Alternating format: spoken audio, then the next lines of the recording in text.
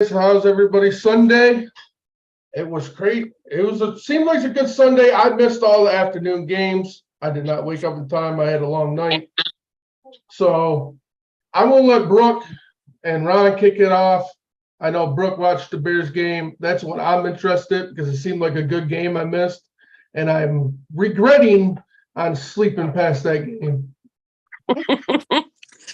I don't know what was so good about the game. Bears sucked in their normal fashion. At first, it was a field goal game. Who can kick the most field goals at the start of it? Then there was a fuck up and a TD by the other team. Put them ahead. Fields got hurt, left the game, and then we got Tyson in. I'm going to tell you what. And I took a lot of flack and a lot of shit over this because of comments I made on my thing. I have been asking for this. How do I want to put it? Rookie QB undrafted to come in just because I've seen him play in the preseason games, everything that he's done. He came in today. And sitting at home watching the game, you could actually feel the energy from the Bears team, from the defense to the offense. Everything picked up once Fields was completely out of the game. Once he was removed, and I always mispronounce this poor boy's name, Bagent, however you want to say it, freaking France name, excuse my language. He came in, the offense picked up, the defense picked up, and they were doing good. He scored a TD where Justin Fields couldn't. And I took a lot of flack on this because people are upset. Yes, he fumbled the ball. Yes, he threw an interception. Yes, he cost us our game. He is a rookie, people. Undrafted rookie. Well, I'm not even a Bears. Rookie. I'm not even a Bears fan, and he done better than Justin Fields. He looked better than Justin Fields. He's got better mechanics than Justin Fields. The only thing Justin Fields has got going for him is he can run the ball, and that's it. Exactly. So when this kid came in, look back when we brought Justin Fields into his first NFL pro game, not his preseason BS bullshit. Look how many times Justin Fields threw interceptions, sat there, fumbled the ball, took sacks. This kid, undrafted or not, and I've taken a lot of flack. People say I don't know my shit. Okay, Brady didn't go first round. There's several other people that didn't go first round who have made excellent quarterbacks. Adam Vinatieri was undrafted. I went to school with his brother, Bo. He was in my senior class, Bo, Adam's brother. They're from Rapid City. Well, I don't know if they're from Rapid, but Bo graduated out of Rapid City Central High School with me, who's Adam's brother. But Adam wasn't drafted. He was an undrafted kicker. And look at how good he did in the NFL. And look at him. He's one of the best kickers almost out there. You know, but that's besides Robbie Gould, because I will always be a Robbie Gould fan. But so bias. Yeah, I know. But I've taken a little bit of heat. Because I am standing behind this rookie QB. And I want to see him play next week and continue to play and bench Fields. He's done more than Fields. He's surpassed Fields in my records. And you know what? Every rookie has to start somewhere. Mistakes are made. Well, according to the report I read on Justin Fields just a little bit ago, they said he took a X-ray at the stadium and it came back negative on his hand, but they're sending him for MRI for a closer look. So it tells me if they're sending him to MRI, there got to be something going on. So you might get what you want for a couple of weeks anyway. Or is it the BS that the Bears do? Do you remember when they pulled Trubisky? They pulled Trubisky, put Foles in, let Foles lose us game after game after game after game pulled Foles for a so-called injury and needed this, but there was nothing wrong with him. Bears have a way of habit when they are going to change a QB. All of a sudden, somebody's got an injury and we're putting in a new QB. Think about it. Look back at the history. Look back at it. Literally, even when Justin Fields came in, our quarterback apparently had an injury, so we brought Fields in early with Dalton, and that wasn't the case. Dalton was still practicing, able to throw. So I can't really speak one to the of Bears' quarterback. little things that Hang try on. and cover their Hang shit on, up. bro. What do you say, Ron? I said I can't really speak to the quarterbacks because we've had 2, 3 now over the last 25 years. I know you Packers fans. I mean, you guys are lucky. I mean, that is great when you truly have 3 quarterbacks. And I mean, Jordan Love's not there yet, but he's looking pretty decent. I'll be 100% honest with you. This is exactly where I expected the Packers to be at this time of the year. I did not expect big magical things out of Jordan Love for his first year. What he's doing is, it's growing pains, and I'm okay with it. Exactly. So. I mean, think about this. Going into that Lions game, you guys were 2-1. A lot of people predicted you guys to lose the first couple games. Right. And that didn't happen. I mean, you guys are definitely a tough team. You're going to win games, and looking how the NFC is looking, there could be a possibility that the Lions get the first round bye, and Green Bay makes a wild card spot. Well, if you think about it, and you go back to the games that the Packers have lost, there's one that we legitimately lost. We got our asses beat on that one. But there's 2 games in that series right there that if Jordan Love doesn't throw fucking apple and cherry turnovers, we win those games. Yeah. I mean, we were right there at the end. It's not like we're getting blown out anywhere except for that one game, Exactly. So, I mean, it's growing pains. It's also partly the coaching staff's, issues. Matt LaFleur is falling into that same category where Mike McCarthy was. He found something that worked one year and he's unwilling to change from it the next year, and you can't do that in the NFL. You can't. You have to change with the NFL. Yeah. And as soon as these coaches realize that, and the defensive coordinators realize that, and put a different scheme on the field that the players are comfortable with, you'll see a dramatic change in everything. And I think that's where the Packers are right now. They've got to feel their way around and learn. Exactly. That's what happens when you got a young team. Yep. And the Packers are the youngest team in the NFL right now, I believe. I heard that the other day. They are the number 1 youngest team in the NFL. I think Detroit's right there too. Because a lot of Bears are pretty close because Bears almost have all drafted players. Well, that'd be something to look at for stats, though, to see. Green Bay let a lot of their veterans walk in the offseason, so there's like. And Bears traded all their veterans last year for draft picks this year. I think, if I'm not bad mistaken, there's hardly any veterans on there besides. You got to look. We've had Whitehair for how long? If I'm not bad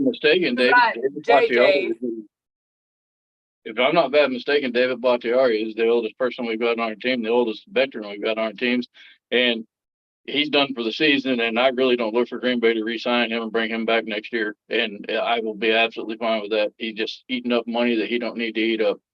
If he can't recover from that knee, get on down the road. Yeah.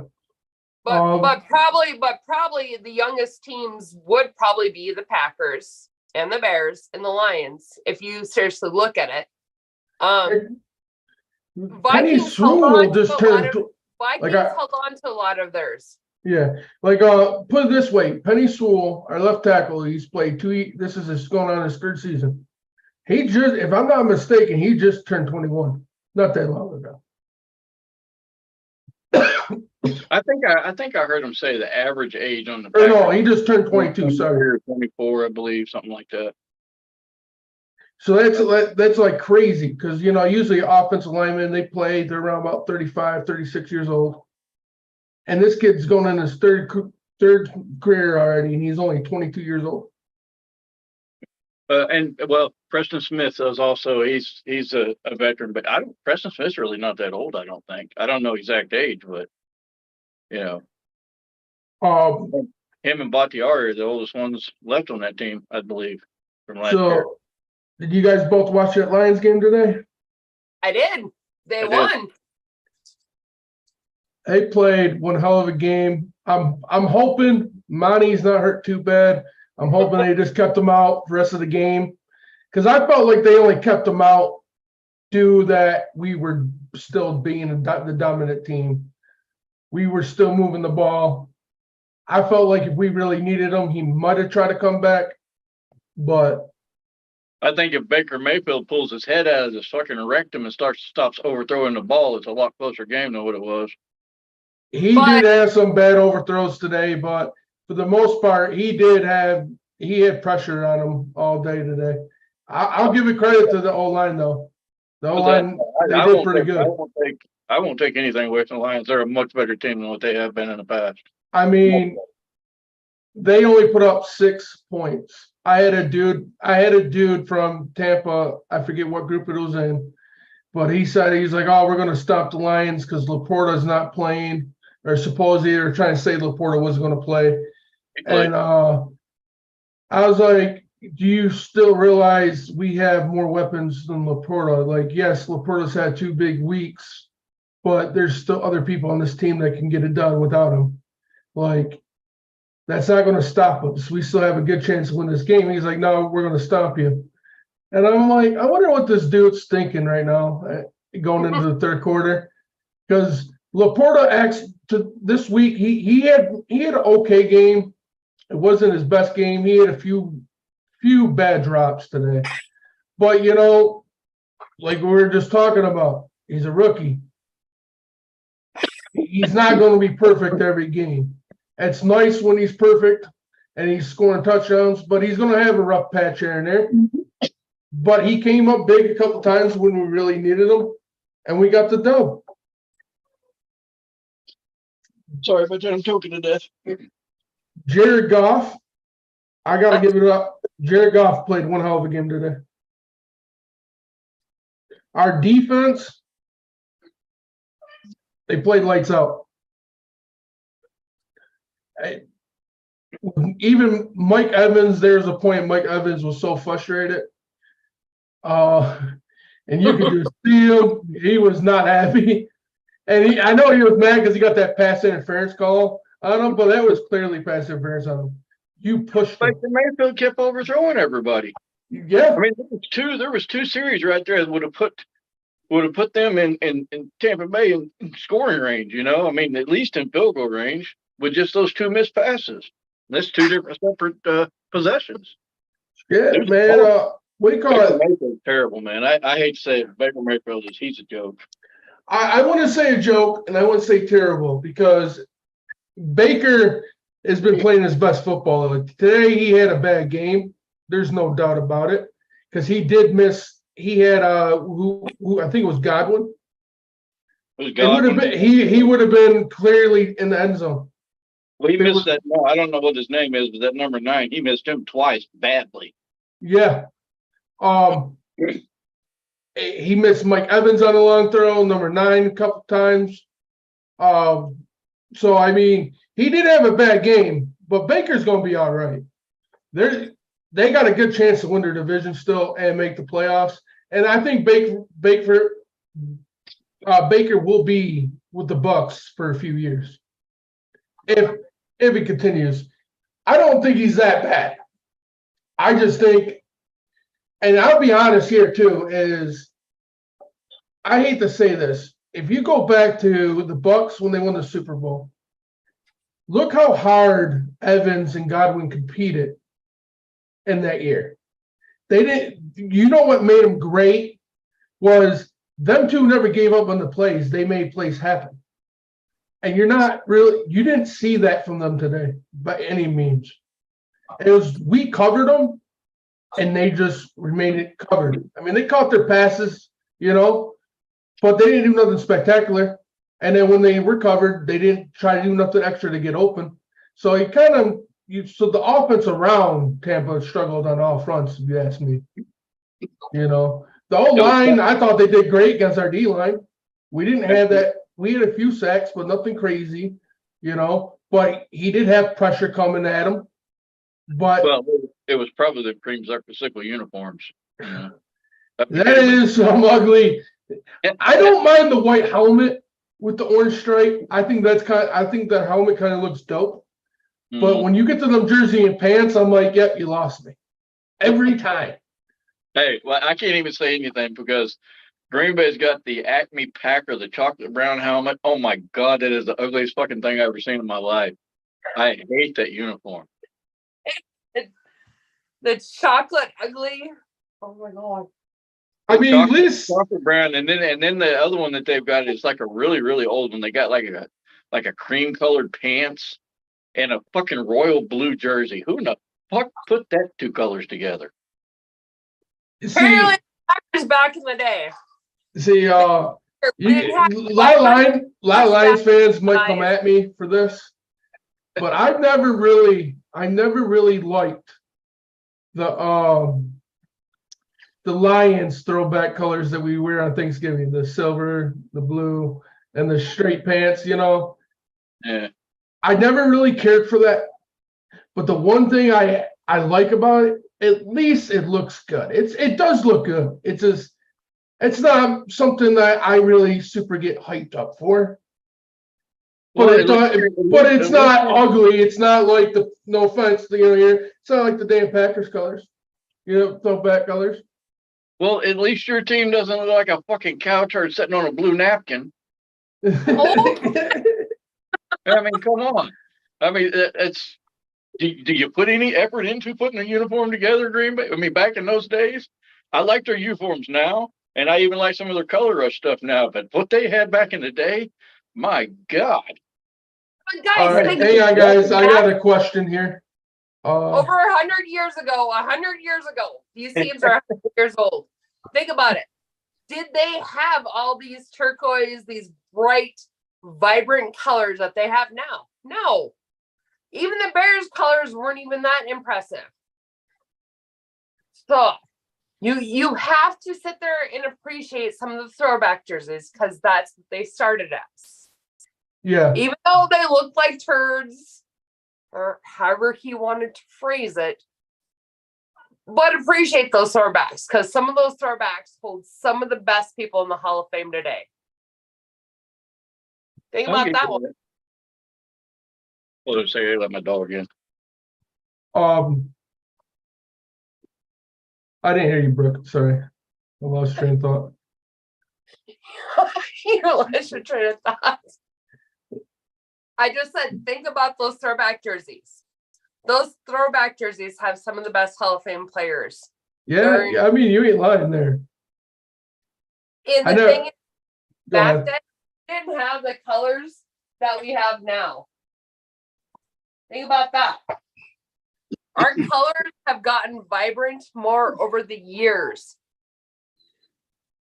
So with those colors and vibrant, yeah, we had shitty colors to start with, but look at how every one of our teams have evolved. Even the Bears had shitty colors to start with. Just what it is. What was the question, Chris? You said you had a question from somebody? Yeah. Dan Davis said, the Lions lost Malty to the injury today. He have been without Gibbs the past couple games. Do you think the Lions should sign a running back depending how long these two guys are out? It really depends. And only why I say that depends is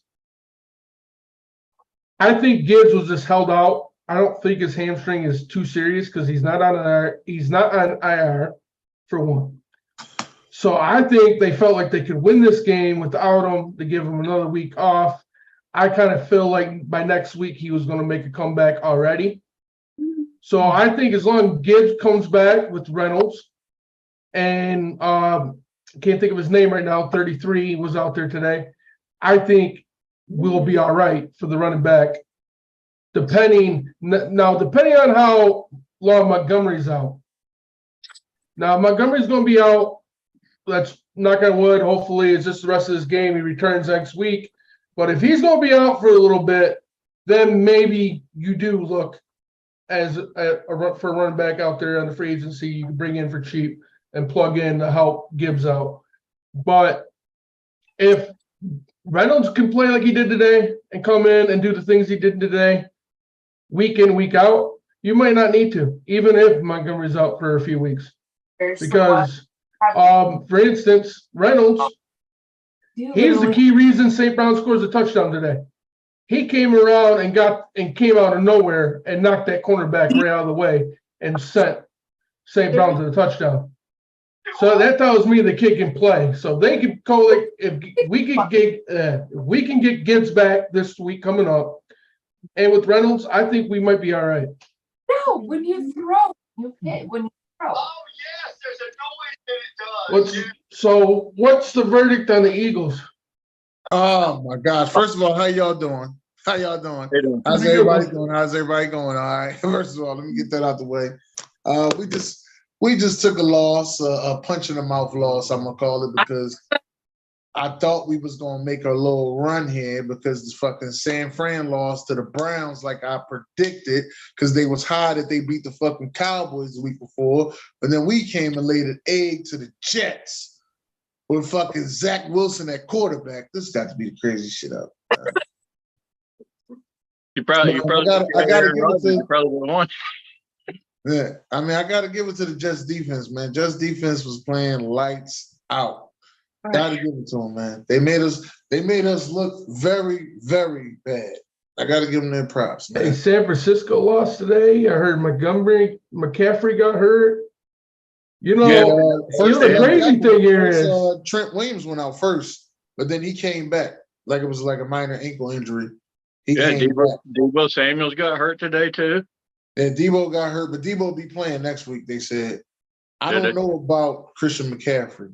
No, they said he got a rib injury, I believe, and it starts with the O. Abdominal oblique. Yeah. See, I do not feel bad. I am not the only one who cannot mispronounce players' names on the NFL. I mess people's names up. I give them nicknames now. I give a lot of people nicknames, because I mess people's names up all the time. Like, You're not all the time. We're going to talk about that, Des, because you're going to help me with some nicknames then.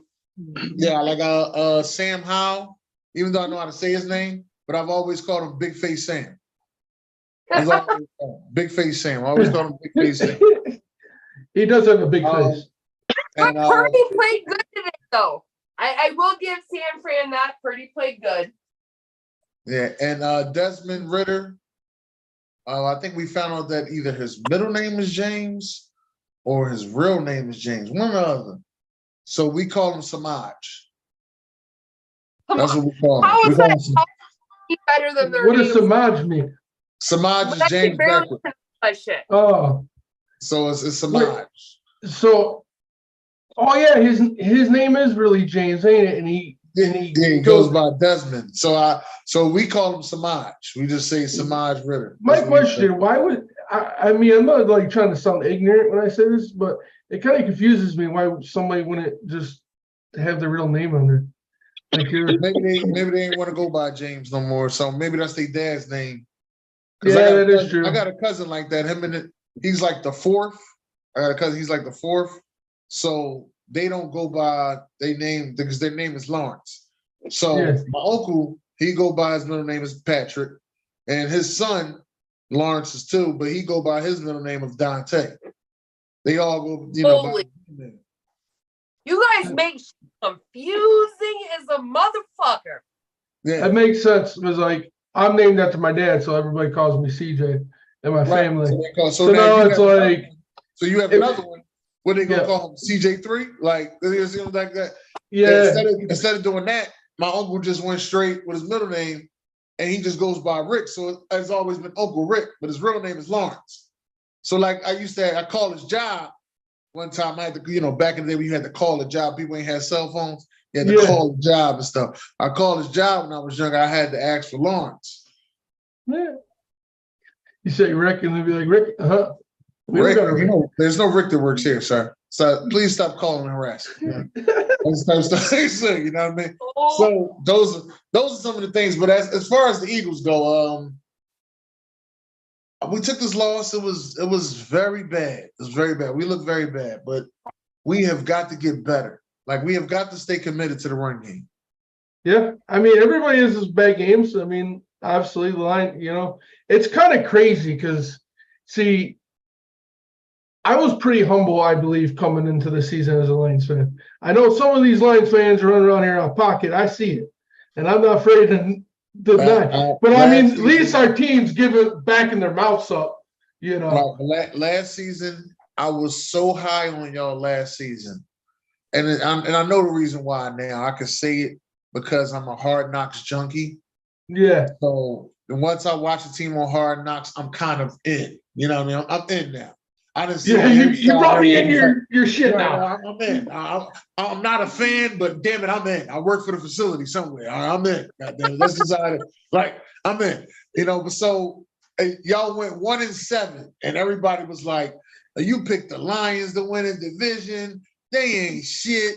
Why would you do that?" And I never said nothing. I just said, yo, this offense is dangerous. If this defense could ever catch up with this offense, it's gonna be a problem. I just kept saying that. It was like, oh, you don't know football. I got a whole message about somebody wrote, and I picked the Lions. They 1-7. I don't know football and everything. Man, they started to turn around. The same people, they started to block me. They didn't want to talk to me, man. And if y'all would have beat the Carolina Panthers last year instead of losing to them, y'all was in the playoffs. It was just like that. Y'all was in the playoffs. Look, Dennis, are you telling me you're a secret Lions fan underneath the Eagles or what? No, this year I'm actually a secret Bears fan. Oh, don't even go there. Don't put that shit in the closet. Get the fuck out of here and go elsewhere. Not be a Bears fan. I'm a Bears fan this year. I'm in love with Justin Herbert. I'm a Justin Fields, man. I'm in love with him. Oh my God! Don't you even start that? Don't you? I'm dead serious. Yeah. She said, I'm in love with Justin Fields. When I look at Justin Fields, for some reason, we're putting him in a timeout right now. We're putting him in a timeout right now. You go sit in the fucking corner, the bad chair, whatever. No. Let me explain why I love this. She says, "Don't you put that evil on me." I gotta explain why I love Justin Fields. I love him. All right. And then y'all went and traded. I'd like to explain, but I'm gonna put in earplugs. So let me go get some con balls out of the bathroom. Hold on. Let me finish it before you get your earplugs. Let me finish it. Not only did y'all get Justin Fields, but then y'all went out of all the receivers you could have got. Y'all went and got the kid from Philly. All right, DJ Moore. That just added on. I'm just letting you know. When I watch Justin Fields, he gives me flashes. Now the key word is flashes. He gives me flashes. Are you telling me who you're like? Are you going through menopause flashes or what? Men go through menopause? Well, you said he gives you flashes. I'm like thinking, are these hot flashes he's giving you like menopause for women or what? No. These are flashes like the police is behind you and all your shit is bad. Those type of flashes. Right? It's like, like those type of flashes. Anyway, listen. He gives me flashes of Randall Cunningham. That's who he gives me flashes of.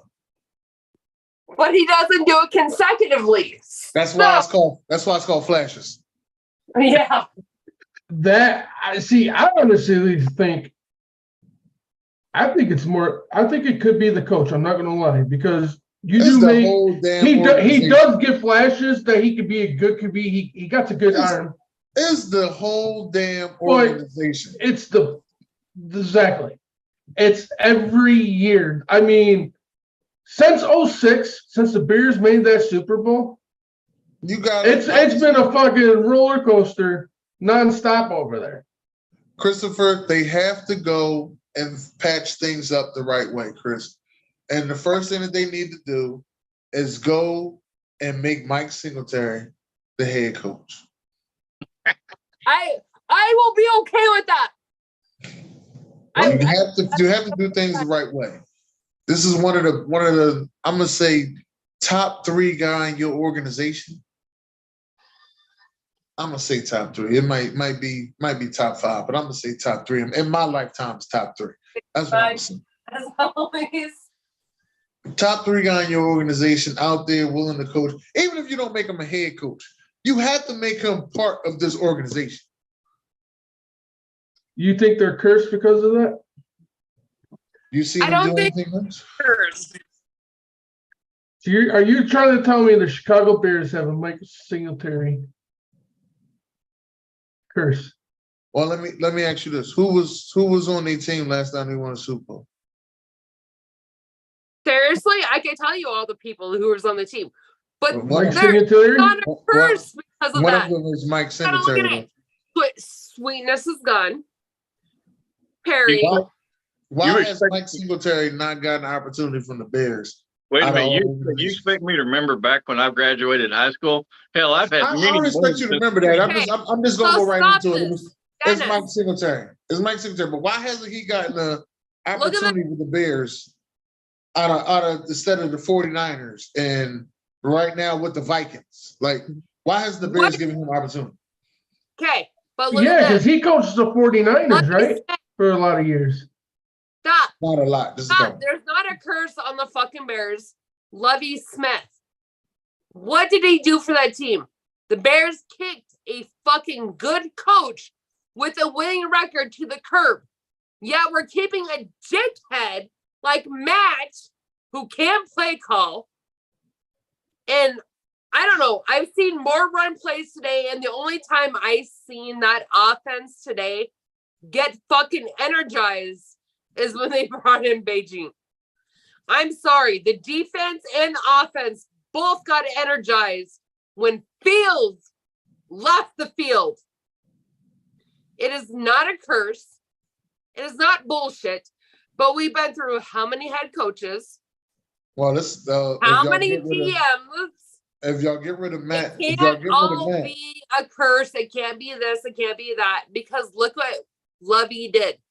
Lovey Smith. hey, took Lovey the did a good thing, Super Bowl. but since Lovey, Lovey Smith, I mean, he was a good coach for a lot of years, but I think Lovie I don't Smith think is he's the still- coach that he used to be anymore. I think Lovey's still a good coach, but the last 2 places he was at gave him 1 year. Last Yeah. 2 places he was in Tampa Bay, 1 year. He was with the Houston Texans, 1 year. They Yeah. both gave him 1 year. You He- can't do I think- shit in 1 year. No, You He's can't tie not- your shoes in 1 year in that fucking facility.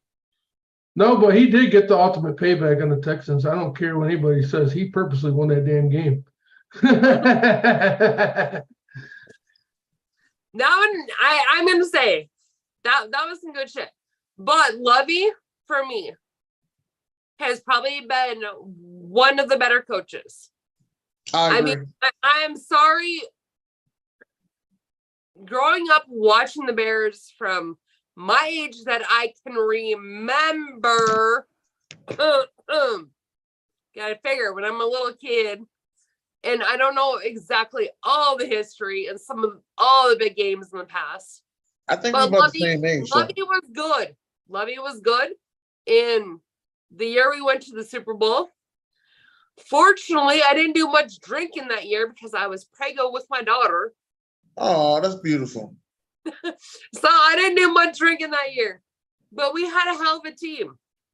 We had Hester, we had Erlicher, we had Briggs, we had a hell of a team. But one of the biggest, and I'm going to say one of the biggest things I think the Bears organization fucked up on, they were so worried about cap, or they said they were. The Bears come into this year with so much open space to sign so many free agents. You let go of Matt. You let go of Smith. You let go of Montgomery. All three of those players are banging for other teams. Two of them are our defense, which we are highly lacking. Our defense sucks ass. I will tell you right fucking now, our defense sucks ass. Whole fucked up. Whole fucked up. And that's just how I see it. Holes thought he was going to build this younger whatever team, get all these picks and do all this stuff. And he's done shit for this organization. But when it's one motherfucking game this year, and of course on the day that Buckus passed away, that was Buckus's energy that won that game. It wasn't nothing to do with the Bears, because look at them today. Shit again. Oh, I'm so sorry. Let me not be a real Bears fan again. Let me step back and go in my little circle. You guys continue talking about your shit over there. I don't know why you can't be yourself. Hey, I I just get it. I got to be honest with you today. I had no doubt that the Bears were going to win that game because the Vikings, dude, they fucking suck. I really thought that they were going to win today, because I thought Kirk Cousins would do a Kirk Cousins thing and throw his late game interception trying to be a hero like he usually does, you know? Yeah. but that's something the Bears did, because we put in a rookie, and everybody wants to come down and say, oh, this rookie isn't nothing like Justin Fields. Look at Justin Fields' first few games when he very first played in the NFL. Not his preseason shit, but his first NFL pro games. Justin Fields fumbled the ball, got sacked how many times, threw interceptions. This kid outplayed Justin Fields, even on the field today, with less time than Justin Fields. So I am so sick of these Bear fans that are riding on Justin Fields' nuts. Get off of it. Stop sucking his fucking nuts and dick. Justin Fields has more to prove. And if you bitches can't see this shit, you ain't a true Bear fan. You want the best for the team. Stop riding this bitch's nuts. That's how I. Well, sounds like you had enough. I'm tired of the Justin Fields era of him. He is a fucking running back. He is not a quarterback. He can throw some games. I'm tired of everybody saying, oh, it's the coaching. The coaching works with what they have.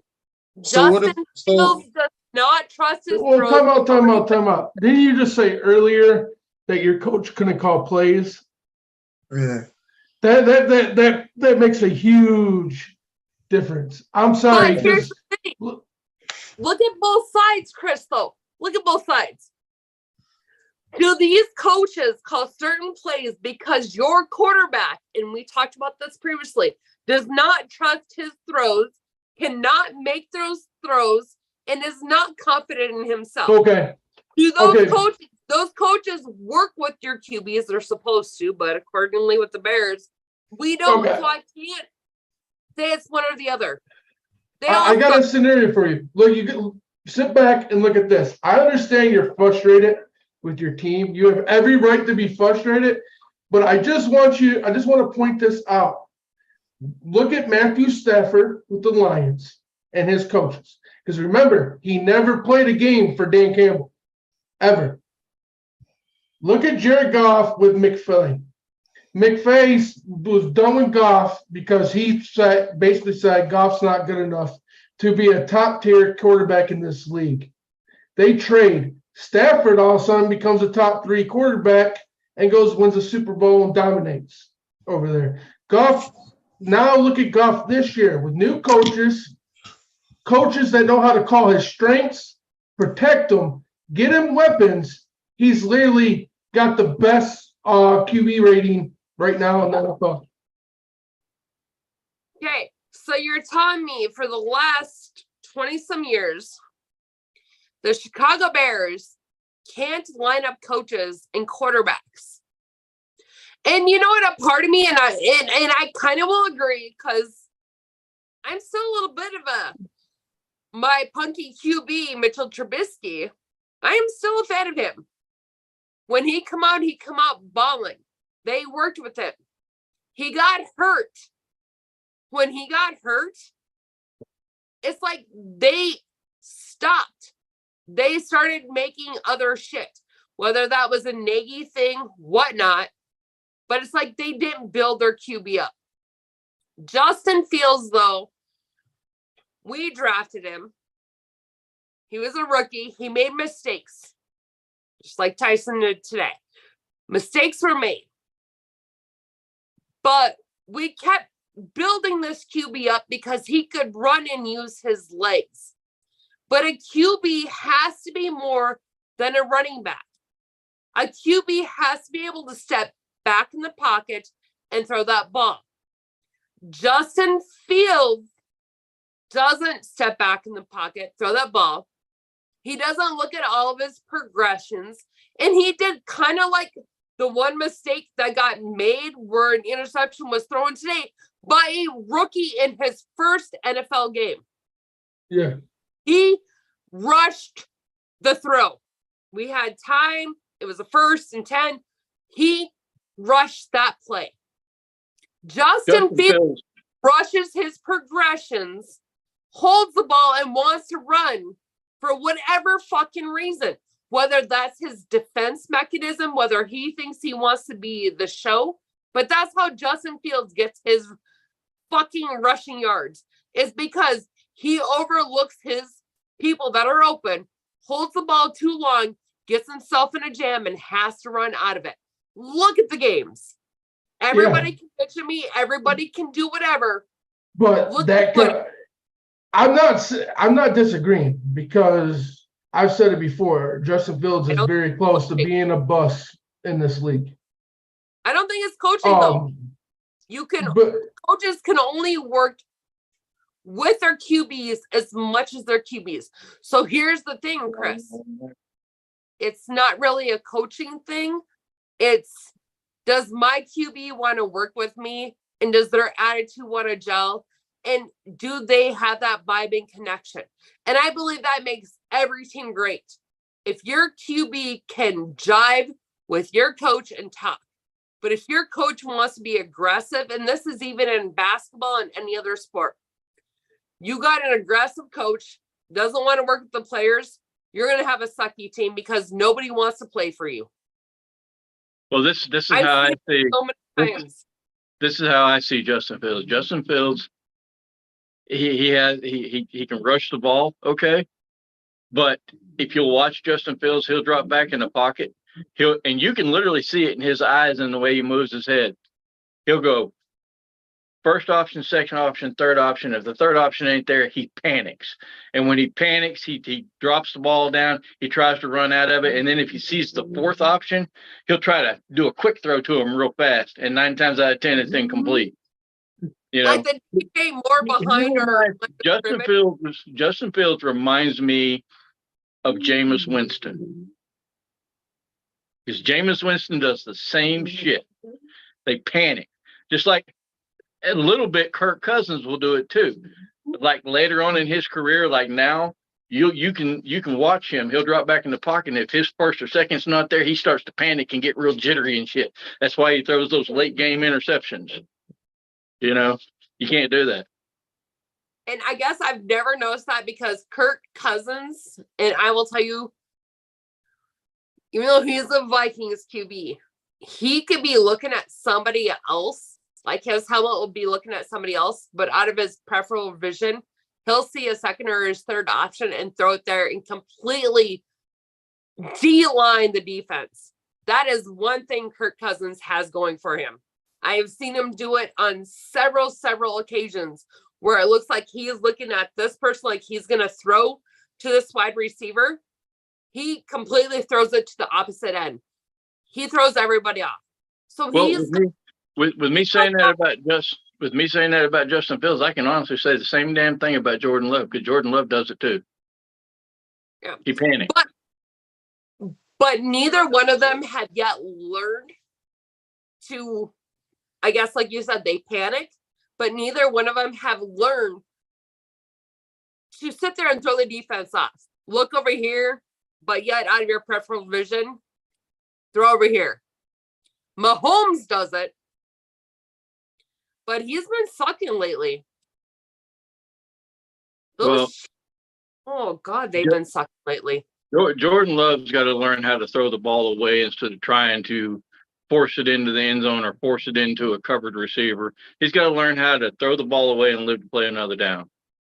And he doesn't seem to get that yet for whatever reason. I mean, all of the interceptions that he's thrown, with the exception of one that he threw right to the son of a bitch, I don't know what the fuck he was thinking. I mean, it was like, oh, you want a gift? Here, let me wrap it up with a little bow and throw it to you, you know. Against the Raiders. I mean, because he threw it right to that dude. And if you didn't see that guy, then you don't need to be a quarterback, period. Because he was right in your face. So, I have to give you props on that comment, because for the simple fact is last week on the show was the first time I ever gave credit to Justin Fields for throwing the ball away, because he holds it, takes the sack, or tries to run with it and loses this ground. So that is two things our quarterbacks have in common. They don't know how to throw the ball away. like for instance, in the Lions game, okay, the Lions defense is obviously well improved. Aiden Hutchinson he's a fucking beast. So there's just no way around it. He's a beast. But you know, when you have 4 or 5 plays in a game where this guy's getting in the backfield and he's the one that's in Jordan Love's face all the time, or he's the one that's involved in a sack of Jordan Love or whatever like that, that's when your defense has got to be able to adjust. If somebody's getting beat the whole fucking game, put somebody else over there and give them a shot. You know, you can move that line around. You know, it don't have to be the same person all the time. And like in fucking the Raiders game, our defensive coordinator had Preston Smith covering Devontae Adams. Who in the fuck in your right mind thinks that's going to work? Yeah, I did see that play. Like, what? Wait, hold up. You're a Raiders I fan? like him. No, he's a Packer I'm fan. a Packer fan. He's Oh, a Packer fan, but I like him. Come on. Oh, You're an okay. So Eagles y'all got fan. I y'all like you. whole I like division Chris. then. Y'all just missing the I Vikings like fan. him. Yeah, we're just missing the Vikings fan. No, we need more people. You guys are awesome. I be honest. Every one of you people on here are not afraid to put down your team. Call them out. No. I love every call it single what one it of is. you. I'm gonna tell you one that's even better. The number one team I think should be in power rankings is the Detroit Lions. And I will agree with that. And I think they should be number one team in power rankings. They beat the champs last year. They went out here and played a tough game against Tampa Bay, and they beat Green Bay. I don't see why the Lions don't have a fighting chance to be the number one team in the NFL in power rankings. Chris is over there probably elated because he has heard me as a Bears fan sit there and say, I already think the Lions are taking the North. They have an excellent team. He's heard me bring up his team enough this year for being a Bears fan. So Chris, you should be proud. I'll tell you right now, if we're not number one this week, we could possibly be number one after next week. If we go to Baltimore and beat the Ravens. That's going to be a tough game for Y'all you. beat the Ravens. That ain't. Oh, shit. I'm not too worried about it. As long as Hutchinson can keep Lamar honest, we'll be in that game. Now, if they can't stop him from running the ball and let him convert on the easy third downs and stuff like that, then it's going to be a 50-50 game and a shootout pretty much. The reason I say that's going to be a tough game for you, Chris, is because, Lamar Jackson is kind of he's better than Justin Fields, but he runs like Justin Fields. He's mobile in the pocket. And if Aiden Hutchinson gets back there, whereas you're against not a mobile quarterback such as Baker Mayfield, Jordan Love, and you can catch up to those guys, you may not have that same opportunity with Lamar Jackson. Because if Lamar Jackson gets away from you, he can get up and throw the ball before he gets to the line of scrimmage, and that could hurt you guys. Oh, for sure. Yeah. It's going to come down to that. But the one thing I like is, to me, Baker Mayfield is a mobile quarterback. He was moving out of that damn pocket a lot. I think Jordan Love is a mobile quarterback today. Yeah. I mean, they might not run like Lamar Jackson, run for 150 yards or nothing, but they're getting out of that pocket and moving around the field. So okay, so I'll give you that. I didn't say that right. I meant to say that they're not as they're more mobile than what like say Aaron Rodgers in his later years was. Aaron Rodgers used to be mobile too, but as he got older, he got to where he couldn't move around. And I feel the same way about Baker Mayfield. In his younger years, he could do that, but he's getting to where in his older, he's not moving as well as he did. I think still learning. I think Baker's honestly not rolling out of the pocket so much now is because I think Tampa Bay's done something that most teams couldn't do. And I really think they helped Baker to stay in the pocket and make those throws. Because if you go back to his early in career, he always wanted to roll out, then throw the ball. You know what I'm saying? Okay. And you don't see him doing that so much in Tampa. You see him standing there, delivering sometimes beauties, and then taking a hit like it's nothing anymore. And, so I think Baker has changed a lot of his play. And that's why I've been kind of a fan for him this year and been secretly pulling for him to get his career back on track. But Chris, next week when you guys play the Ravens, something you guys have to think about. Do you really want Monty in that game? For me, somebody just commented and said that they released that his x-rays came back negative. So that tells me he might have some he just might be bruised ribs. So in that case, if it's just something like bruised ribs, I'm okay with him coming back. Okay. Because you can put extra pad in, you know what I mean? Here's the thing. Ravens have one defensive player that has been knocking all year. And his ratings are still where they should be.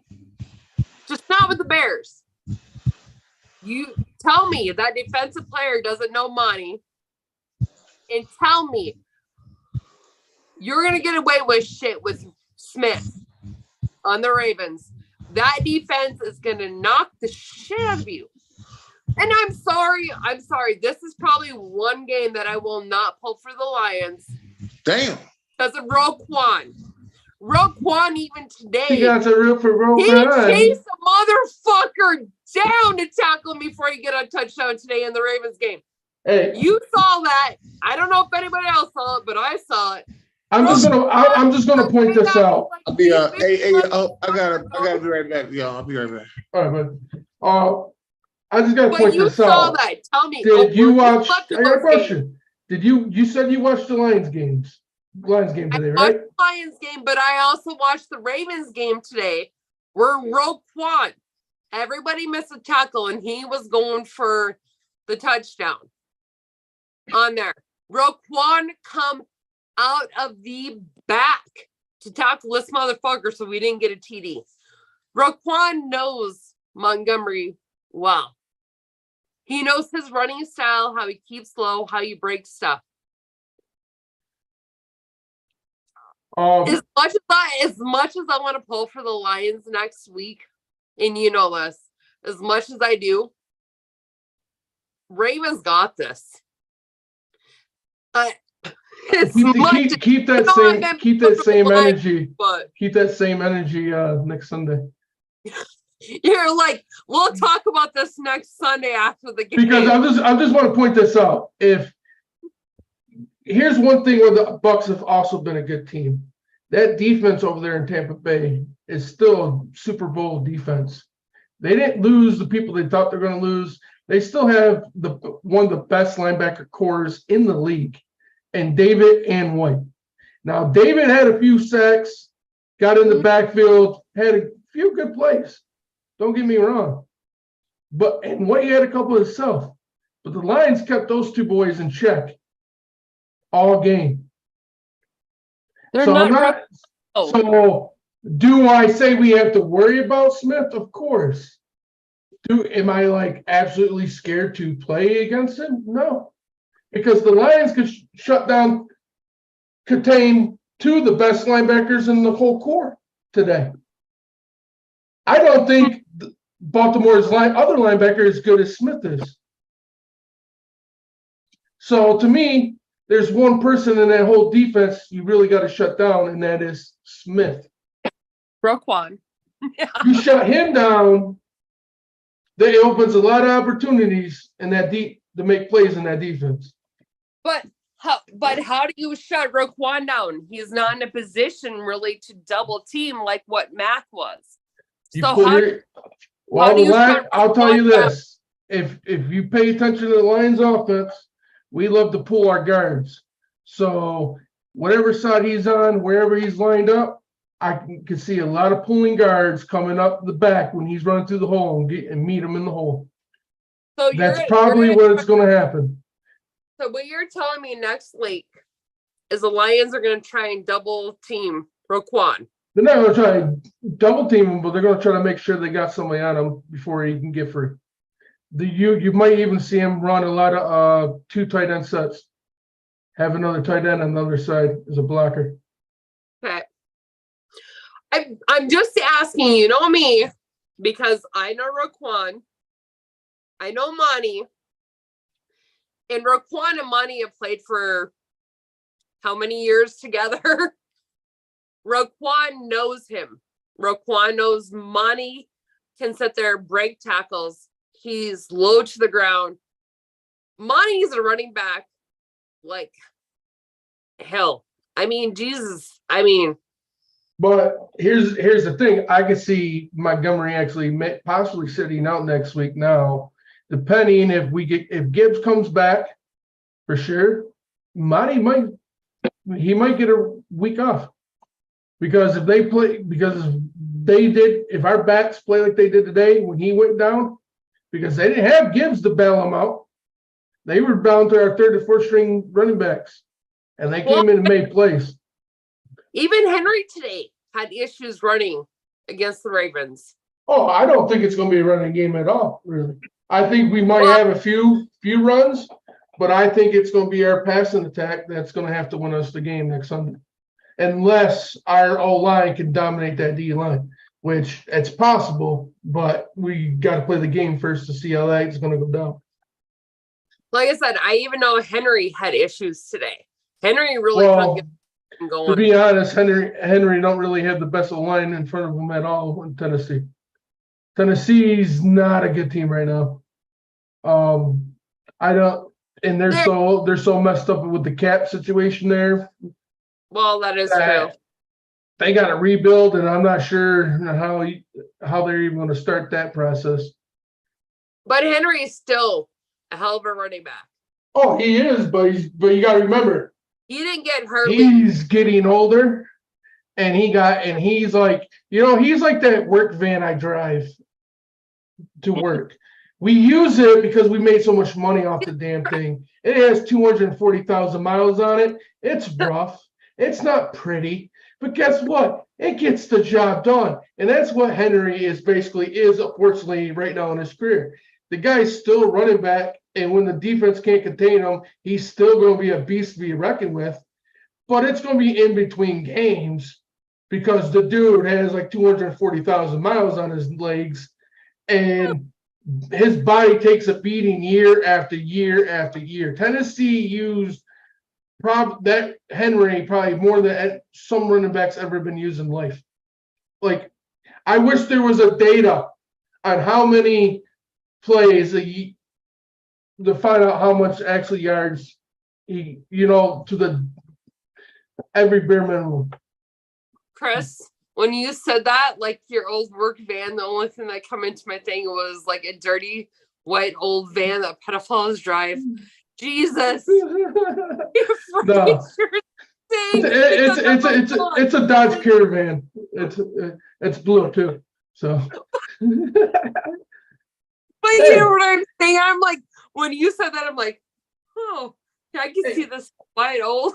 And I'm not being mean because I feel like if Henry could go to a different team and a better situation where he's not where he don't have where he's not getting told like, hey, carry our team on your back like you do year in, year out.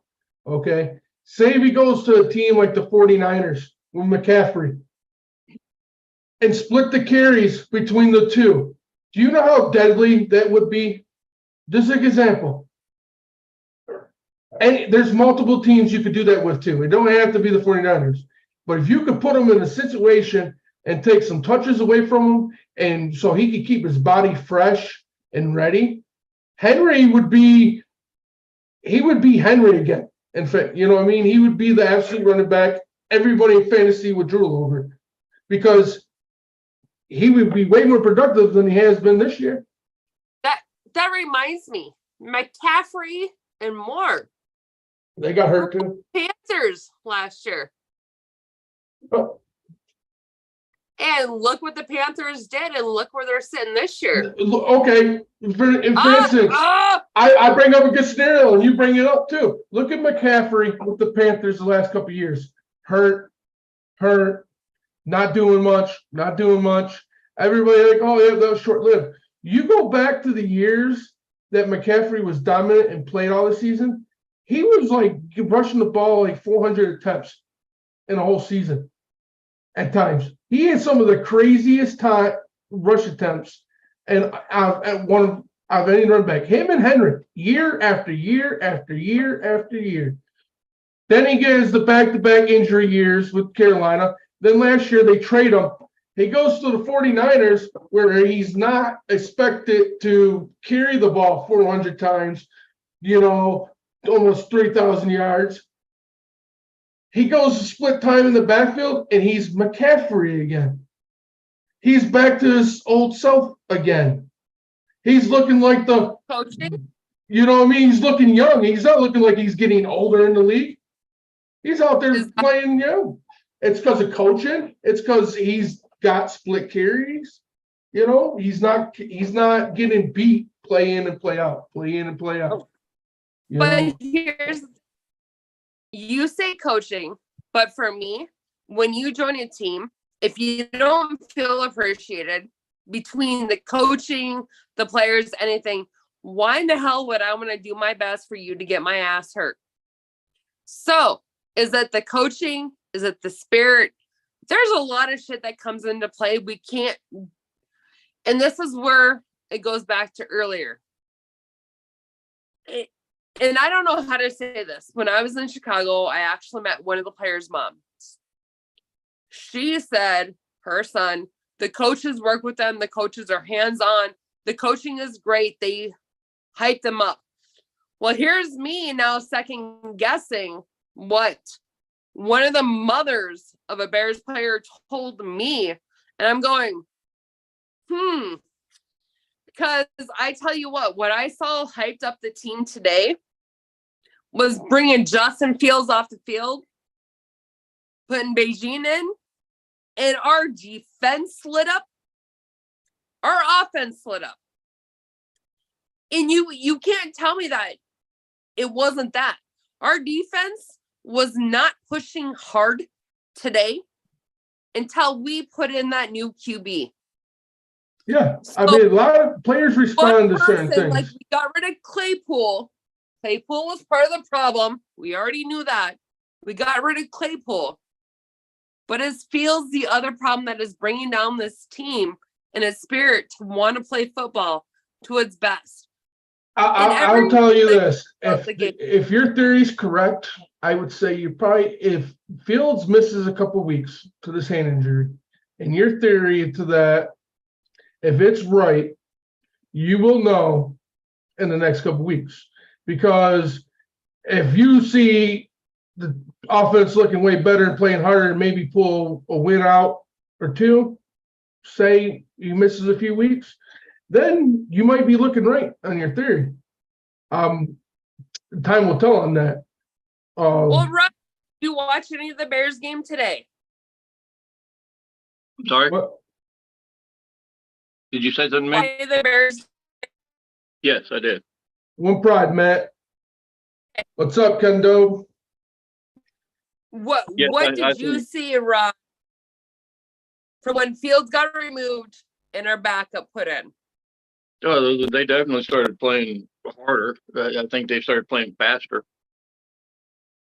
You definitely see an energy change, because I thought, like I said, I thought they were going to come back and they were going to get the Vikings. I really thought Kirk Cousins would fuck up, because Kirk Cousins is just a bum, straight up bum. But Yeah. Well, besides Kirk Cousins is a bump, but for Chicago, I felt it even with me watching the game. It was a huge difference, a huge change in the game, putting him in. It was Yeah. like there was a weight lifted off the defense, a weight lifted off the offense, and they felt like they wanted to play. They wanted to support their QB. They wanted this win. well, you got to take into consideration, us as fans, we hear a lot of people talking shit about the different quarterbacks and the different teams and shit like that. But what you don't understand is, yeah, we hear that, but the other people on the team hear that shit too. They're not immune to it. They hear it. Mhm. So they start having doubts just the same as we do. They do. So I mean, You made a good point there, Ron. A very good point. I mean, I get fans, they want to see wins. They want to see good football. But to me, it depends on where the coaches and the front office are going. If they're done with Fields, you got nothing to lose to start the rookie. But I want it done right. I don't give, how do I say it, at a point as a Bears fan? I want it done right. I want this team assembled right. I want my QBs to feel right. I want my running backs, my wide receivers, my tight ends, everybody to feel comfortable behind that quarterback. I don't give a shit. I'm a Packer fan. I just want our players to play. Quarterback can change the play. I mean, is it too much? Is it too much to ask for all the Packers players to actually have a full game and play at full strength, because they haven't done it at the beginning of this year? Right. Now, I mean, Aaron Jones, I don't know what's going on with him. He's just sitting on the bench and just doing whatever the hell he wants to do. From what I heard, his hamstring's pretty bad, I guess. And kind of like Rob, we all have good teams. We all have good players. All right, we got Ken Dobie commenting. I want to get to this comment. Ken is basically totally against the rookie. He said Benjamin has a faster release, but he's the backup because he doesn't have the same arm or ability to extend the play. Of course, Ken, he don't have the ability yet because he's also a rookie. This is his first time to see the game. I mean, in real question, if Fields can't win you games, and the players are not playing for Fields, but want to play for this rookie, what you got to lose to let the rookie see what the rookie is? Because you have to know yourself. Fields is probably gone out of Chicago by the end of this year. Yes, he is not going to fifth year. I'm not saying, of course, he's not going to be the answer this year. I think it's too late for you to have an answer this year, to be 100% honest.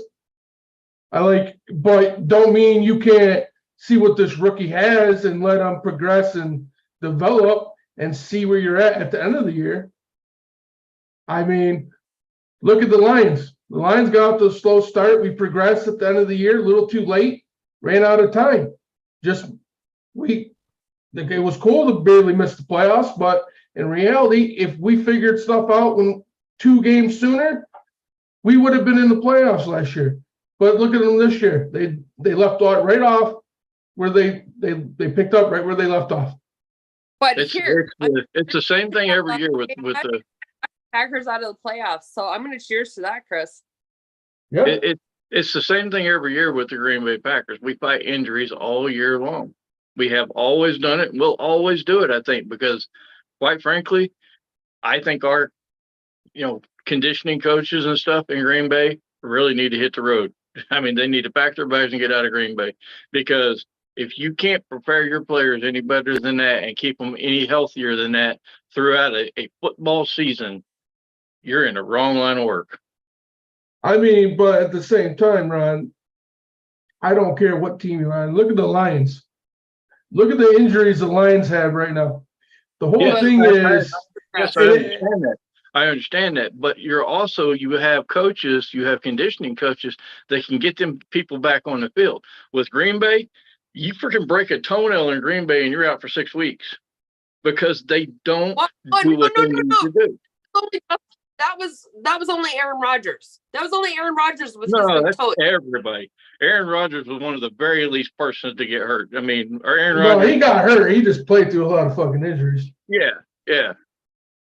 I mean, But he always credited the one thing about Aaron Rodgers. He always credited if he lost his game, my big toe was hurt, or this was hurt, or this was hurt. If he was hurt that bad, should have put it back in for it instead of blaming it on injuries. That was Aaron Rodgers' biggest fuck. And I'm going to be honest, Aaron Rodgers today thought he was a big wig because I watched the Jets game.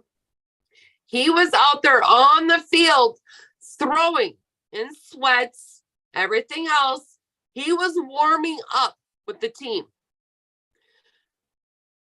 But there's no way. All got to take a step back.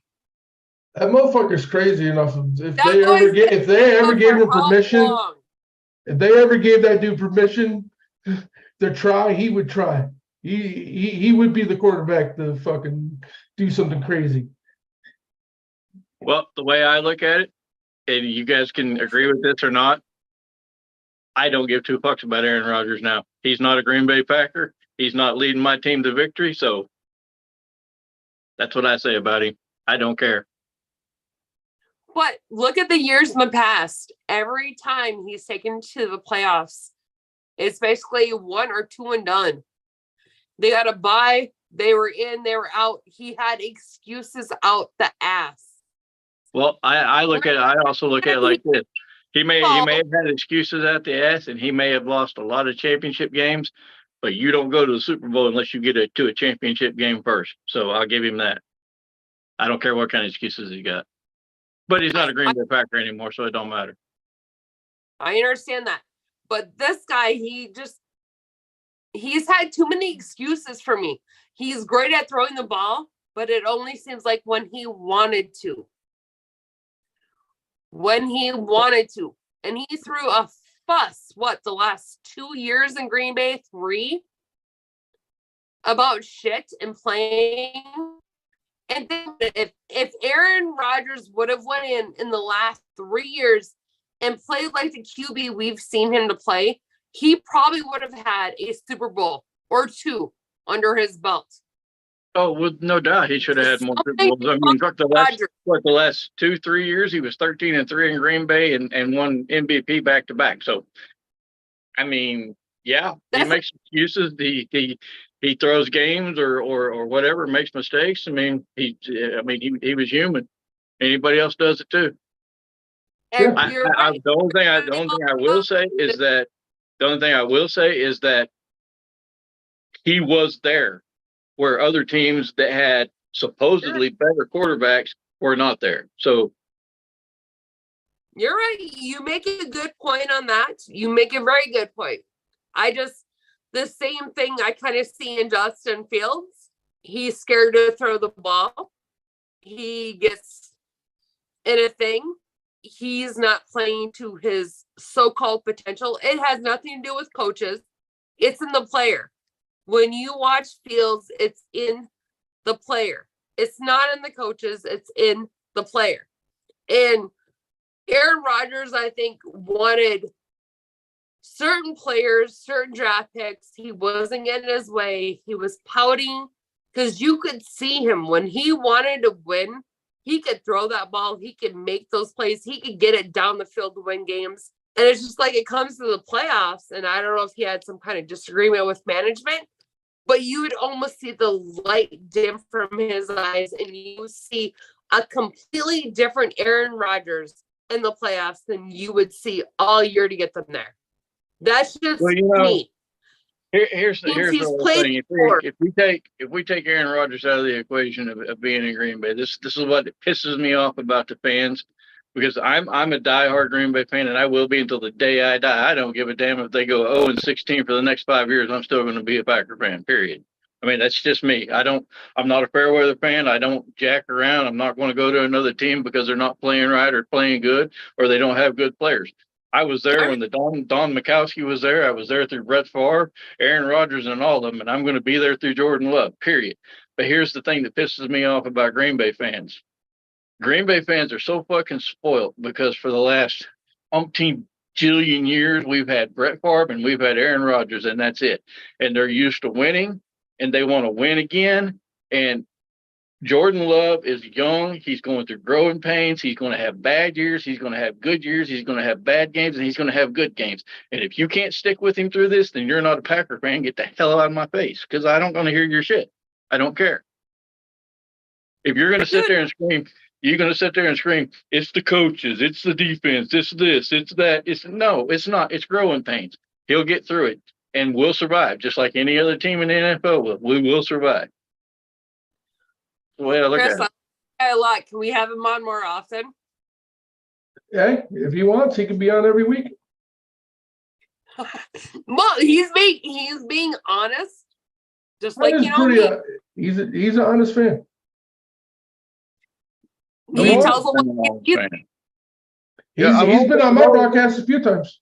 He was with us on draft I may night. not always word everything right, and I say some stupid shit at times, but I have a point, and I just sometimes I don't get it out right. But it's I'm not perfect. I don't claim to be perfect. Don't worry. Welcome to the club. Chris is used to me because I'm just one of those women. I am a woman fan, and I don't give a shit about the downs. Our defense was set to 2-3. However, this is how it is. Blown coverage. You fucked up. You overthrew our QB. I call it like I see it. Our QB is shit. He's afraid to throw. I will always be that fan, and I will say it. And today, I set up for a rookie. I'm sorry. Our rookie QB outplayed Justin Fields in less time than Justin Fields was on the field. Well, in the games that Green Bay's lost this year, I'm in a lot of Packers forums and Packers pages and groups and shit like that on Facebook and even TikTok. And I see all of these Packer fans, they're all screaming, fire Joe Barry, fire him. He's fucking terrible. He's the reason that and then when the defense does good, it's fire Matt LaFleur because his play calling is fucking terrible and all this. And I'm like, why? The last time I checked, Joe Barry or Matt LaFleur, neither one are on that fucking field dropping the balls or throwing interceptions. You want Gesky back to you? Fucking stupid. Just shut up. If you don't know football, just shut up. It's just, I don't know. Well, like I said, if you want Gesky back, I'll hand Gesky back to you. I'll give you Gesky wrapped in a fucking bow tie and hand him back. And we're going to give Matt back to wherever he fucking come from. Is it the Colts? We'll hand him back over there. Put it this way, guys. As of right now, there's a 1, 2, 3, 4, a 5-way tie for number 1 overall in the NFL. KC, Philly, Miami, San Francisco, and Detroit. All at 5-1. And they're all out of the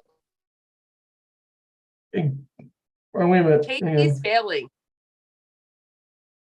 I hear you. What?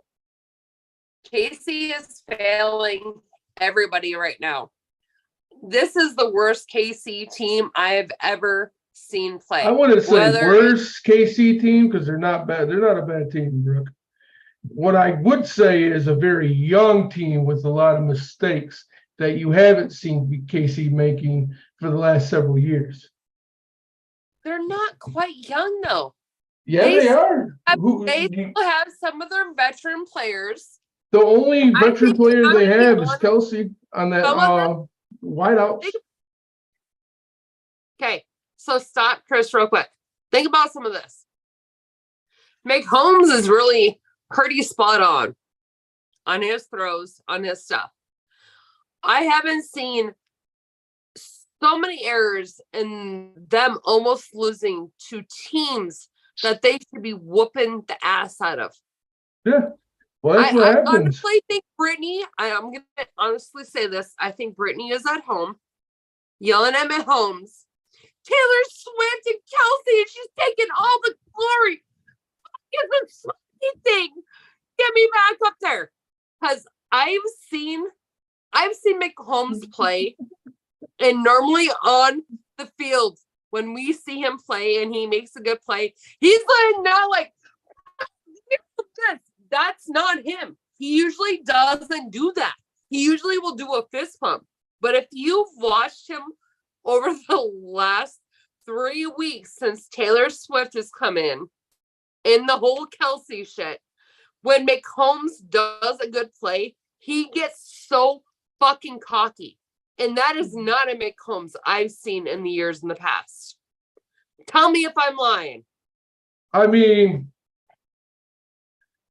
Mahomes, I mean, there could be drama, but I don't think I don't buy into that. And So how many times have you seen McComb get that cocky in a game?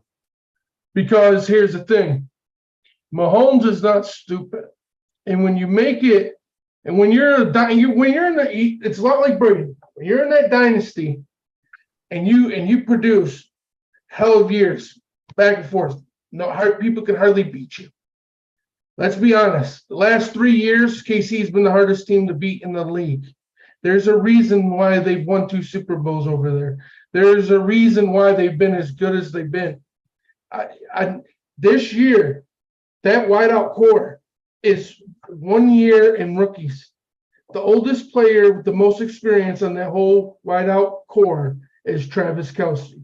Other than that, you have young receivers, very little game experience. So you got Mahomes working with a bunch of young kids and Kelce.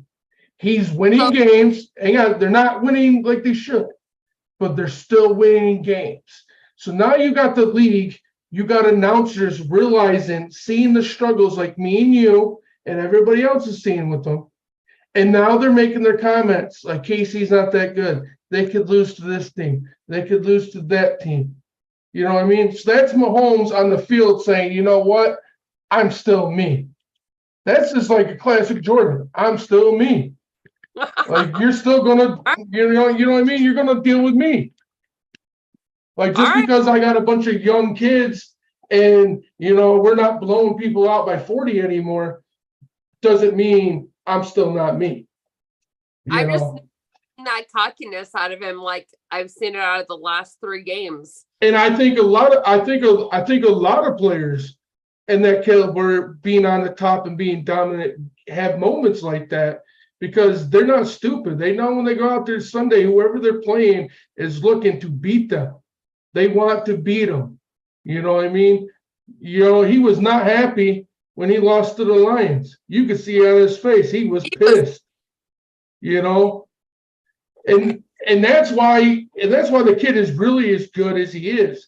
And that's why, even though it is, KC fans do get crazy and annoying at times, they have a right to be, because Patrick Mahomes is that special superstar player that he don't really care about anything else. He wants to be the best and be the best at all times. That's what he's focused on. And that brings a lot of winning spirit. That brings a lot of people around you. It makes a lot of people better around you when you have a player able to be like he is. I mean, you cannot lie. You would love your own Patrick Mahomes. You would want your quarterback to have that Patrick Mahomes, impact on your franchises. Tell me wrong. Tell me you don't. I'm not saying Patrick Mahomes. I'm telling you, we fucked up when we drafted fucking Mitchell Trubisky over Patrick Mahomes years ago. Don't make me cry about it again on a freaking podcast. Stop it. We could have had him. We dropped it up to get him. We took Mitchell instead. All right, I'm over it now. You Coulda, know, woulda, coulda. exactly. I mean, I'm sorry. You guys know I had to do that. I am so sick of Bears fans sitting there saying we drafted up to take Trubisky Hey, when we you know could have what? had Holmes. You know Nick what, Holmes though? is a good QB. You know what, though? I'm glad you guys drafted Mitchell Trubisky, and I'm also glad you got rid of him because I'm glad he went to the Pittsburgh Steelers because I fucking hate them. He is not playing for Pittsburgh. Pritchard is, isn't it? He's second. He's second string for Pittsburgh. Yes. yeah. Well, Did he play? Did he play this week? Hold on. Yeah, he played a little bit last week, I think. Chris, Yeah. who's Pittsburgh starter? Kenny Pickett. Pickett. But I think he might. Did he play? Pickett play today? I don't know. I didn't watch the Steelers game today. I don't really pay no attention to it. I live in Pennsylvania, but I absolutely hate the Steelers. Because for some I would- reason I would that's watch why that. That's why Teddy played, or that's why not Teddy, but that's why Mitch played last week is because Kenny Pickett got hurt. The only time I'm going to watch the Pittsburgh Steelers is when Green Bay comes in Week 10. Green Bay's coming to Pittsburgh in Week 10. I'll be at that game. Nice. Well, you're gonna have to go live from the game and let us know how shit goes. Yeah, if you can get a signal in there, that's the armpit of America, in my opinion. Oh You no, guys, you guys played the Ravens today, correct? your field Or no? had completely 5G network, 5 bars at the game at Soldier Field, and I could not get a signal out to call, do nothing until I left the stadium. I'm like, that's a bunch of bullshit. It's an open stadium. I could see the Chicago city in the back, everything, and I still couldn't do shit during the whole game besides just record and snap pictures. That's It's because of the steel on the top of the stadium. It blocks the signal. It's like that in every stadium. Those fuckers, they do it on purpose just so we can't sit Oh there no, and- the Steelers had a bye week this week. That's right. Yeah, it's the Steelers and the Packers are on the bye week. Yeah, that's right. Oh yeah, the Packers didn't play this week. I was just about to ask. I'm like, we didn't cover the Packers game. And This is they- what happens when you sleep and you miss all the afternoon games and you realize that some teams are on buys and they're not playing today. well, maybe you go to bed sooner. I went Well, to bed at 4 a.m., but my I had plans, but when your 70-year-old grandfather convinces you to go to the bar with your dad and your sister and everybody, you tend to go. Do you think he's going to keep you out to 7 in the morning? No. No, So- So you're telling me you got drunk last night, eh? I got pretty hammered last night. I'll Don't say worry. this. I'll say this, Chris. Very good. Officially, Chris. The Packers did not play today, so I can honestly sit here and say Jordan Love had no interceptions today. Yes. Yes, you can. Oh, no, too late. He was practicing with Watson and he just threw a pick. Oh, did he? Oh, fuck. Okay. Holy shit! I almost spit out my beer on that shit. Well, okay, then they officially didn't lose because even the worst team in the NFL can't lose to a bye week. So No, that's not true. The Bears always lose on bye week. You got to get it right. We always Well, technically, I guess you could say they lost because the Jets won again today. Justin Fields lost today. He threw his helmet and that was intercepted too. exactly. Did you catch what I said? I said technically you could argue that the Packers did lose today because the Jets won again today, and you got the Jets first round pick. In reality though, ain't that kind of crazy? The Panthers go No, down. think about this. They're Can not. you imagine being the front office of Green Bay, seeing Aaron Rodgers get hurt 4 seconds to the start of the season? Could you imagine secretly their reaction was, we're going to have the first pick overall in the draft. And then now a couple weeks later, fuck, they're winning. Wilson's doing good. But No, Wilson listen, is a listen, young when QB. He's still a rookie. when Aaron Rodgers got hurt and that pick fell to as low as it did, I was actually sitting there watching the game when he got hurt, and I was like, when I knew that draft pick fell, I was like, that's actually good. And you know why? You know why? Yeah. Because 9 times out of 10, when you get the high draft picks, you get all on board on one of these college players that's doing so good in college, and then they come in the NFL and they lay a goose egg. You go into the 5th round and you pick a player and you get people like fucking Jordy Nelson and Devontae Adams and shit like that. That's where I want to be. I want to be on those picks. Fuck them first round picks and shit. Them things are garbage. You don't like the first round pick? Well, No. see, No, I Well, didn't. and here's the Bears. The Bears are sitting with 2 first-round picks. And right now, the Bears still have number 1. The Panthers didn't win today, did they? no, they're in the bye. So we're still sitting at number 1 and 2, right? Yeah. The Lions. Oh, Lions here- and Packers are So one and two. here's the Bears. We're sitting at number 1 and 2. I swear to God, if Bulls fucking trades either one of those fucking picks, I'm gonna come over to fucking Chicago and just slap the shit out of him. No, you're not. But it's not 1 and 2. It's Detroit. Detroit is 1. Packers is 2 because the Packers No, got for picks. No, she's talking about draft picks Draft because Right now, we're talking Carolina draft sent picks. Right her. now, the Bears have 1 and 2 because we Oh, have okay. Carolina's first round. pick. Oh, I for thought next you. year. I thought you was talking about win losses this year. Oh No. fuck no! The Bears have only won 1 game. We're dead ass last in the NFL. I'm okay with that. That's crazy. You guys could have the first 3 picks. I don't know. But If you guys decided to tank right now and lose out, you would have the first 3 picks. Think about it.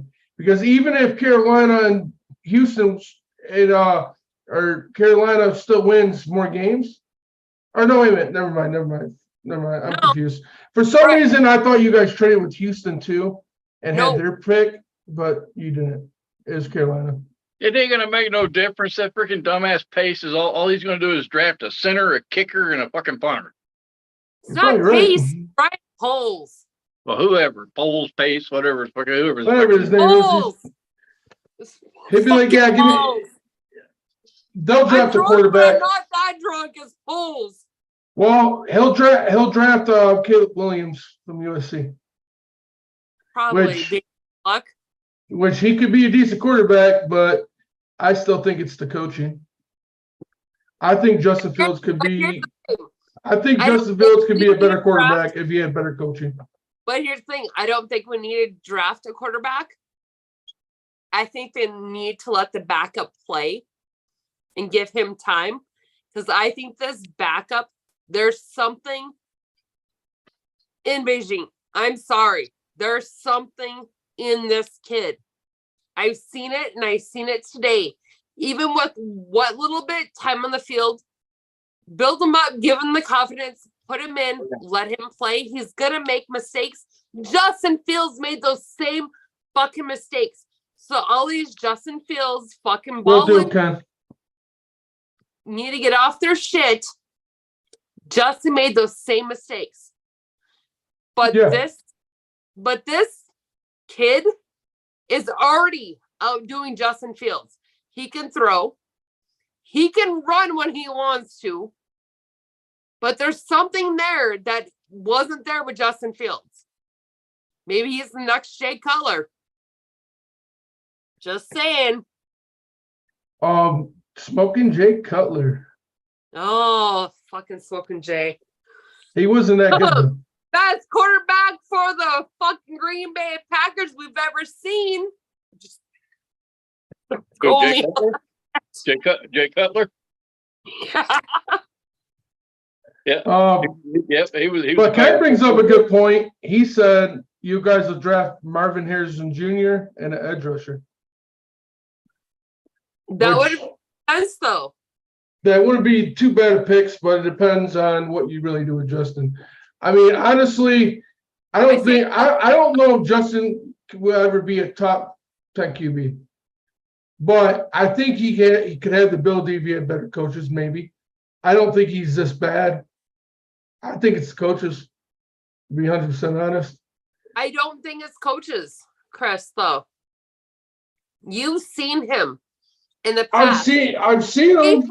Before Buckus passed away, before last Thursday, and before they played the Donkeys, which is a shitty ass team, he'd step back and he would go through his progression and he'd be scared to throw. Because you have no old throw. Brooke, you have no O line. You think come on now, just think about this. You think Justin is stupid enough not to know that his old line is going to get him killed? It was it was your biggest problem last year. It's still another huge problem this year. So yeah, a young QB, he's going to make mistakes. And I'm not saying that he has to improve. I'm not saying you're 100% wrong. Justin has improved in a lot of areas. There is no doubt about that. But I think with you're adding that, the coach is not calling good plays on top of that, you're just asking for disaster. And yeah, he relies on his feet way too much because he's too nervous to sit back there in the pocket to try to make a throw. Because he don't have trust in his receivers because he never has time to get trust in his receiver corps. Okay, so that there brings up two things. You said he doesn't have time. He had time today. He still held the ball. Last week and the week before, I saw progression because I seen him throw away the ball. Like most QBs do. They throw away the ball. Not intentional grounding, but throw the ball away. Which saves them from getting sacked, losing us grounds, everything else. Justin went backwards today. Yeah. He's not learning. He is not learning to sit there and say, okay, I can't make this throw. Let me throw away the ball because I'm going to get sacked. No, I'm going to try and run for it and get us a fucking sack for a loss. Justin Fields is not learning. I think I'm not disagreeing with you. 2 weeks ago to today, Justin, that's on Justin Fields. That's a scared ass quarterback who should be in the NFL. If you are too scared to throw that fucking ball away, if you want to try and be better than everybody, make a play that you're not going to make and sack us for losses, and you don't know this shit in your fourth year, you're fucking done. You're fucking done. Justin Fields, I saw a little progression. And today, I'm sorry. His hand hurts. He's out of the game. Fucking great. Because I saw a kid who was willing to learn and still out through that bitch. Excuse my language, but I'm a pissed off Bears fan. Justin Fields is not fucking God for the Bears because he can run. We need a QB who knows how to throw it, hold it, when to throw it, and when to run it. Yeah. That's what a QB does. And you know me, Chris. I don't hold that. I'm not disagreeing that he has to come better the ball. But to me is, I don't think Justin Fields has trust in himself. I don't think he has trust in his confidence. And I think there's games he does, and then there's games clearly today he didn't. But that's growing. He's going to grow. But it also comes down to the scenarios. You've had look at it. To grow, Chris. He's not growing. Look at Mitch. You can make an argument even with, I know it's a different coach, but Mitch's rookie year took you guys to the playoffs. You won the division. After that, the coaches did the same thing with him. And then everybody wrote him right out of town. The same thing is starting to unfold on Justin Fields. Okay, so with Mitchell Trubisky, completely different. Completely different. Mitchell was on his game. He was doing his job. He was getting his shit done. He got hurt. He come back from an injury, whether the coaches didn't build him up. But the thing is, when he came back and he started playing, he won Chicago the first 3 games that season. And then fucking Nagy pulls them because they throws a fucking interception or 2 in one fucking game, and you put him motherfucking Foles, Yeah, who lost us how many fucking games? a lot Because that it was year. fucking Foles. That was on Nagy. Can You I for put just, sure. in Mitchell can I just- Trubisky. You put in Mitchell Trubisky back again, and we start winning. can I just say That one was thing? on Nagy. So, Go ahead, Ron. mhm. I think Justin Fields looks like a fucking catfish. I just want to point that out. Thank you. Thank you. I love this guy. But you Okay, know really. that shit in that scenario. I honestly do. You put long whiskers on him, and I would throw stink bait at him. Thank you. You know what? As a Packer fan over here, he's actually speaking the truth. Because when you look at that shit and what happened with Mitchell, and you put in fucking Foles, honestly, look at it.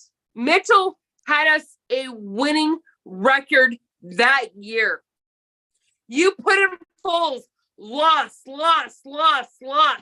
You put in Mitchell, win. We started bringing it back around, and then you fuckers trade him. Mm-hmm. You go it down. Nagy fucked Mitchell. Nagy tore his self-esteem down. Nagy fucked him. I'm not disagreeing with that. He definitely And fucked him so big did time. Pace. And Pace was the GM at the time, so Pace fucked him too. There's me. Yeah. Sorry. So I mean, This is why I shouldn't do podcasts, because I don't let So- it hold back. I mean, I'm not ready to write Fields off. I think Fields could be a better quarterback. I'm not saying Fields is going to be a Super Bowl winning quarterback, because to me that's a long road. But I want to at least, if Chicago's done with him, I'm hoping he goes to a team that actually gets to play. Him too. I want to see how Justin Fields would look with different coaches around him. So Can we basically, send what him to you're the saying- Lions? Dan Basically- Campbell and the Lions will probably pick him up. I don't think then so. We got Teddy Bridgewater. What were you saying, Ron? I said, so Teddy's over basically what age. you're, saying is you think Justin Fields is going to grow up from a guppy to a full-grown catfish. I mean, exactly. my thing is this is my thing I've said about the Bears. Dan This Campbell. is how I truly feel about the Bears organization as a whole. They can build a hell of a defense. There is no doubt in my mind they can build a hell of a defense. They do it all the time. Oh, not They this can year. never build a legit wideout core and a quarterback. That's the thorn in the Chicago Bears franchise. Every time. Jay Cutler out there, they had some good years. They failed, and then it just got worse and worse and worse and worse. You know what I mean? DJ Moore should have made Chicago's offense better because DJ Moore was good in Carolina. DJ Moore has fucking handed it to the Packers' ass on multiple occasions. Okay, I'm glad you bring that up. Okay, look But at this, Darnell Ron. Hang on, bro. outshined him today. Look at this. Go back to the last 2 Bear games, even the Broncos game that the Bears lost. Look at those 2 games. Look at Justin Fields' numbers. Look how they called that game. When they called those games, they were pretty identical in play calls both weeks. When they were calling plays like that, Justin Fields was actually slinging the ball to DJ Moore. Shit, DJ Moore last week had 250 yards receiving with 2 touchdowns with Justin Fields. Now you go to this week, and what I'm taking out of it, they, according to even Ken saying it, that the play calling today and the consistency with it was so horrible, it was beyond belief. So that tells It's not me just the there's a play lot calling. more to the scenario that Justin Fields is just a bust. So I want to know what Justin Fields could look like on a team with consistent play calling to his Hey. strengths. But Chris, Moore was covered today. If you watched the game, Moore was covered. Oh yeah, they were going to double team him for sure. If you put 250, you're getting double team. There's no doubt in my mind. So Moore was covered. Mooney did his job. Mooney was doing what he needed to do. One of the plays, and I'm going to be honest about, that I was impressed with for a player was Scott. Beijing did get a little bit of trouble. You got to figure he's a rookie coming in. He got in a little bit of trouble. He went way back past. Yeah, he went way back. And he threw it, and Scott come up to catch it to save his ass. Yeah. But when you got players that are willing to do that shit for you, that tells me they're standing behind that QB. Justin Fields needs to learn. It's not just him and DJ Moore that make this team. You have Tunyon. You have Cole Kmet. You have Mooney. Whether they put Vallejos. Scott actually did good today. I will give credit to him. As a QB, you cannot just use one motherfucking player to make your game. You need to work with them all. Yeah, and but Justin Fields doesn't do that. Okay, so I got a question. Kmet, I think we can all agree Kmet is shown ability and flashes of being a great tight end in this league when he's actually thrown the ball. So He's why ain't he's a good QB. So why ain't the coaches calling plays for Cole Kmet? Why ain't they drawing up more plays to get him involved? Why aren't That's they what using? I'm trying. That's what I'm trying to point out. Why aren't they using Bobby Tonyan? Bobby Tonyan was the leading touchdown receiver on Green Bay. Exactly. Why are You they got not that, and he's just the blocking tight end. He's not even getting the ball thrown. That's what I'm talking. That's what I'm pointing out. No, Even Ken Tunyon got the Dobie ball said thrown today. it's the coaching. I guarantee if you get a coach that actually come in there that can call the plays and coach football, you might see a whole different team. Okay, but Tunyon did get the ball thrown today. Tunyon did have touches today, so calm down. But it was when the backup QB came in, Tunyon got his shit. Oh yeah, because they simplified the playbook. They weren't calling the same damn plays that they were calling with Justin Fields. But anytime a rookie quarterback comes in, they're basically calling college plays saying. at that point. But Okay. that's just it.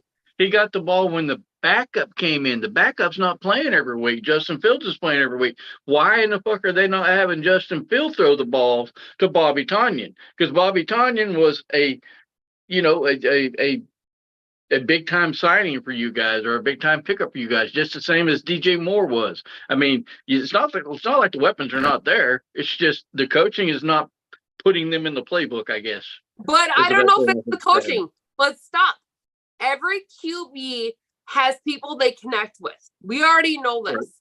Right. Okay. So Justin Fields, we already know at first he had a connection with Mooney when he come in. Him and Mooney. He always went to Mooney. Then we get DJ Moore, and he's all about Moore. So he feels more comfortable throwing to these people. But look at this. He's got his progressions. 1, 2, 3, whatever. Holds the ball, runs. You get our backup today. He went through the progressions, and you got a touch by what? Kmet, Tunyon, Scott. He used the whole motherfucking offense. Yeah, but That rookie QB, that rookie QB used the person who was open and went through his progressions, what Justin Fields does not do. Look at that again. Look at that again. you're right. But that was the plays they were calling for. Because here's the thing. Justin Fields gets, Chris. That's the same place Justin Fields gets, but Justin Fields only feels comfortable going to certain people because he's afraid. This rookie QB came in with the same plays, same people, same offense. He didn't just go to one certain player. He used whichever one was open. He went through his progression, whether it be 1, 2, or 3. He hit the player who was open. He wasn't like Justin Fields. He didn't hold back. He threw that motherfucking ball. Or he handed it off. Look at that again. Chris, go back and look at the game. Justin Fields only throws to certain people. And you got to figure, these plays that Chicago does, maybe for this specific runner, but it's to have 2 or 3 people open to give that quarterback to throw. Yeah. Justin Fields only throws to 1 or 2. Honestly, I can put that right there in the same category with Green Bay and Aaron Rodgers. Aaron Rodgers had tunnel vision for Devontae Adams. We fought it for fucking years. It just so happened that Devontae Adams was a hell of a receiver and could make something happen with it. Then him and Rodgers had that connection, just like him and Jordy Nelson had that connection. He gets tunnel vision to a player. You got to earn the trust of your quarterback, okay? Because if a quarterback continues to throw the ball to you and you continually to drop it, then he's going to go to another place and he's going to throw it to the person that he thinks is going to catch it, and he's going to get tunnel vision for that place. And it's not necessarily a good thing, but it's not necessarily a bad thing either. And that's just to me where it leads to coaching, because I don't think they're consistently enough with their play calls and allow him to build that trust with other receivers. I'm not saying you're completely wrong. There's definitely big questions on Justin Fields as a starter QB in this league. There is no doubt about it. But I think there's a lot more going on with his play. Because you go back to the 2 weeks prior, that dude was slinging the ball to almost everybody. Even Kmet was getting involved. Then you call hold every game today, and it's back to Justin Fields not doing shit. And I think that's on the QB. That's literally on the QB. Justin Fields had time to throw. I'm so sick of these Bear fans. Oh, he only had 1 second to throw. No, he had 1 Mississippi, 2 Mississippi, 3 Mississippi, 4 Mississippi. He held the ball, tried to run. Jesus. Do you want me to start pulling out like a little thing here and you only saying he had 1 second to throw? No. He had more. Well, of course he had more. Every quarterback has more than 1 second to throw, most plays. Exactly. And I'm so tired. And I'm sorry, it's my own fan base, and I always hate going against my fan base. But guys, we need to look at the bigger picture. Justin Fields is not getting it done. But here's the thing too. Were any wide receivers open on those plays? Yes. I think there was maybe one when I was going to the end zone. Moore was deeply covered. Everybody was covered. And that ended in a 3 points. But other than that, all the other plays that could have got us where we needed to go, we always had 1 or 2 receivers or tight end open. Yeah. That's why I said this is so frustrating. Everybody wants to say it's the coaching. Everyone wants to say it's this. But after we put in Beijing, I'm not exactly sure anymore. And I'm going to be honest as a Bears fan. I wanted to see this kid since preseason. And for this being his first game playing less than Justin Fields today, he produced more than Justin Fields. So that tells me, I don't think it's the coaching. Why would they change it for him versus Justin on the play calling? They'll But I simplify the- think no, I- they would simplify the playbooks, because if that backup quarterback has not taken the first team reps during the practice sessions and before as you're preparing for games, he's not going to have the same playbook as Justin Fields. That goes to say with any team that does that. Any team, they'll give them a simplified playbook. They'll give them what their strengths are. What their strengths are is what they're going to have them play. Whereas his strengths may not be the same as Justin Fields. Now, that's not saying that Justin Fields is not screwing things up, because obviously he is, but it's a combination of the two. But a simplified playbook had a rookie outplay our QB in what, 1.5 quarters? Well, it's just like QB that it's just like God's greatest gift to the world. A simplified book. But it's just like you say you play for the Chicago Bears, right? And you're on the first team offense, right? And you go out there and you're used to throwing up 25, 30-yard passes, and you can do it like seamlessly. That doesn't mean that rookie quarterback can do it, so he's not going to have the same playbook. They might tell him to go out there, okay, you throw little, 10 or 15-yard slant passes. That's what your strengths are. That's what we want you to do. We don't want you to go out there and be Justin Fields. Justin Fields was out there and wasn't doing it, and it wasn't making the completions, and now he's hurt. So it's a different game now. So you play your game. Yeah. That's what you got to do. Okay, but that rookie QB playing a simplified playbook did better than a QB that's been in the league for 4 years looking for a 5-year option. Well, that's just like somebody starting a game and saying, okay, well, we got a game plan and this is what we're going to do. That game plan might suck and you might be getting your ass fucking handed to you like a little friggin', like a toddler at preschool. And you switch over or go into halftime and you make adjustments and you come back out and you're a totally different team. I mean, it's just game planning. It's coaching. Exactly. Electricity from putting in that backup QB to how the offense and the defense played says a lot about the Bears. Well, here's the thing. You're going to find out by next week how good your theory is. Because Hopefully if Justin Fields is out, that ended the he's game. going to play. And now if he goes out there next week and gets you guys a W per se, then you might be your theory might be correct. There's no doubt.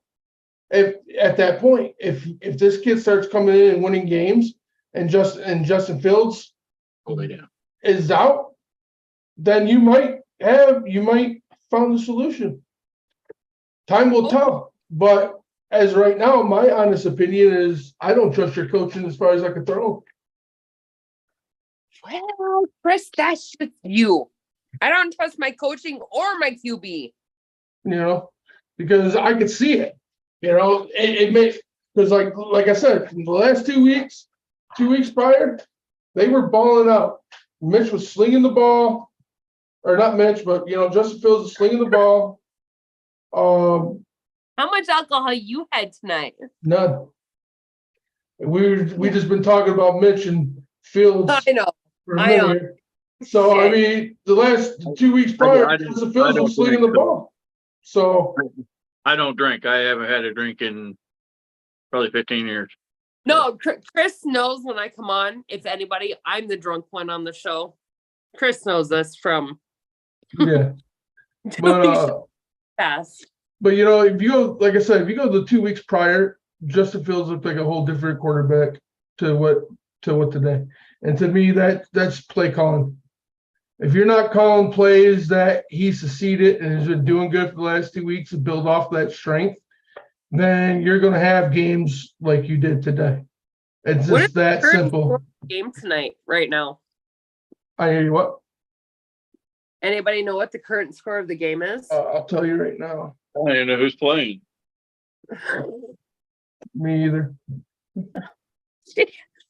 Boy, we're all great Oh, hosts. Buffalo's playing. Buffalo's playing. Yeah. Buffalo's playing and looks like they're only beating the Giants by 6. Ooh. Only by 6. So that means looks like Bass, Josh that Allen means is back to struggling. Bass has kicked 2 field goals. Let's see. And shit, I left him on my bench. That means it's a typical No, Sunday. actually, I lied.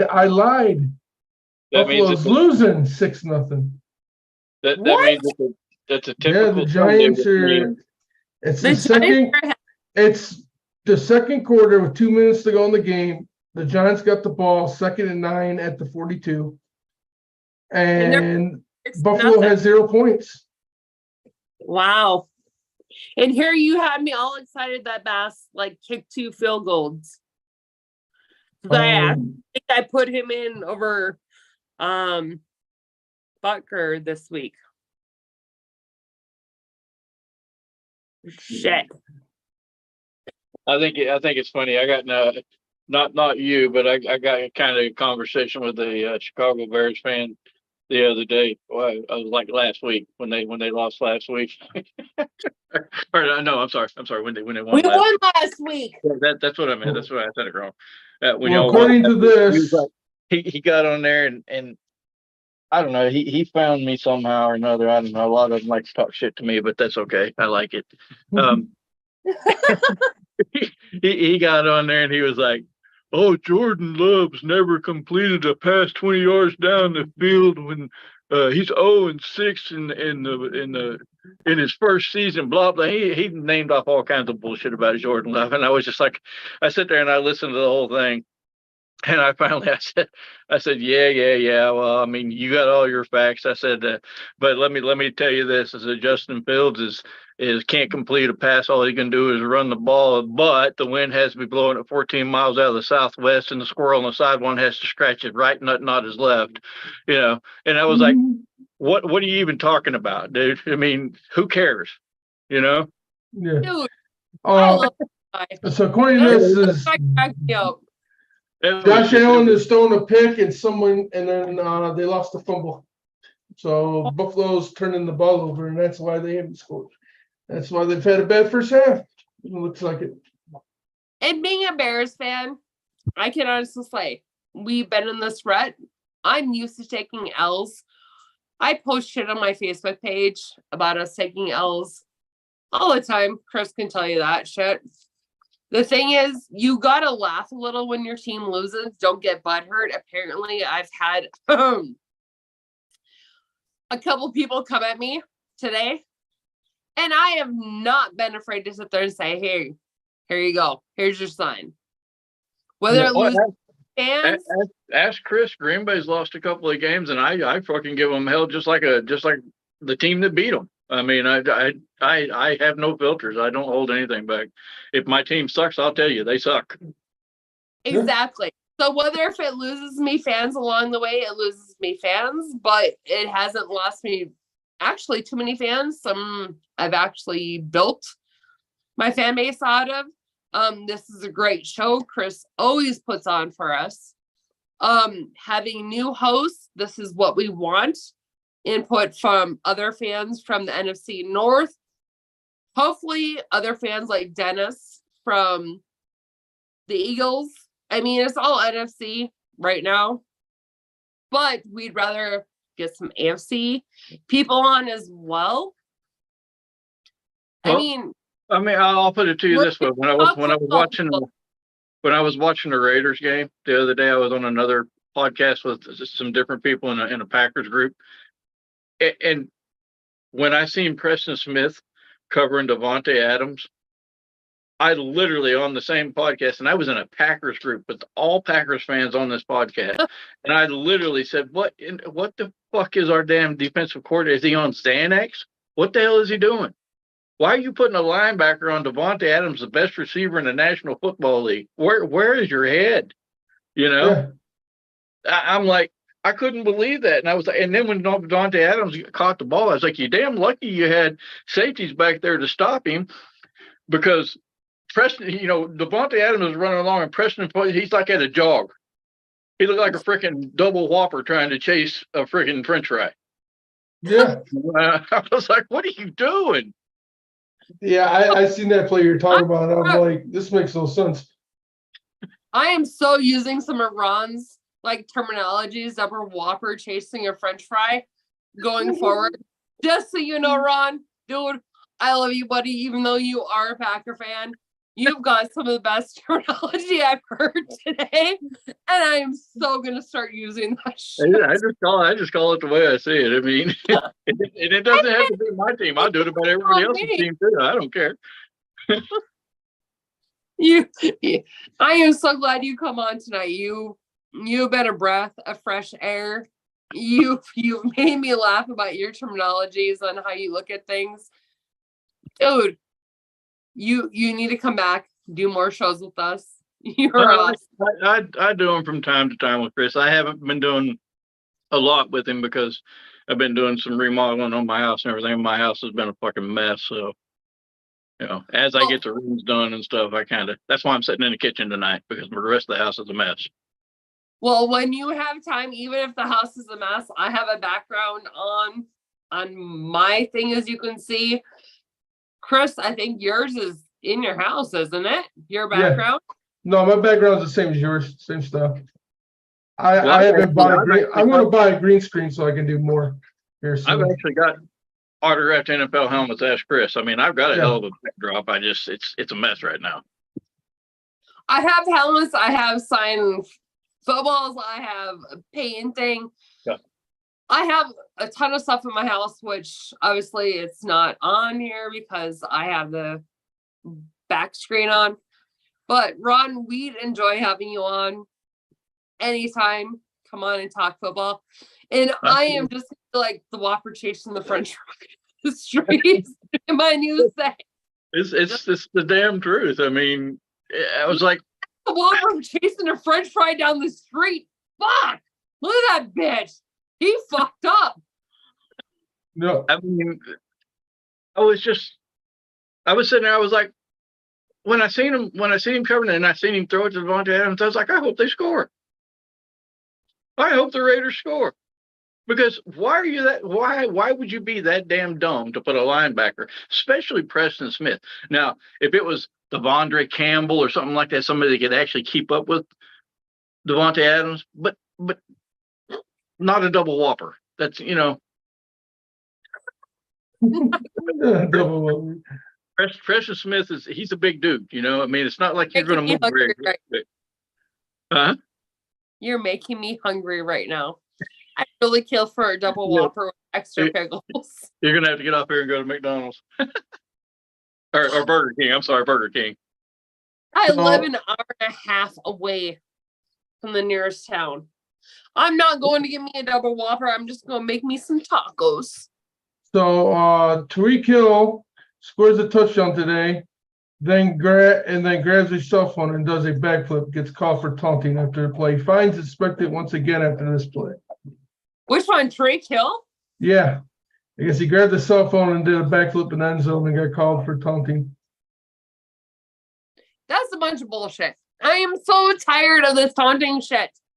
Hey, well, I mean, it's been a known rule. You can't have a cell phone. Did we ever find out? Did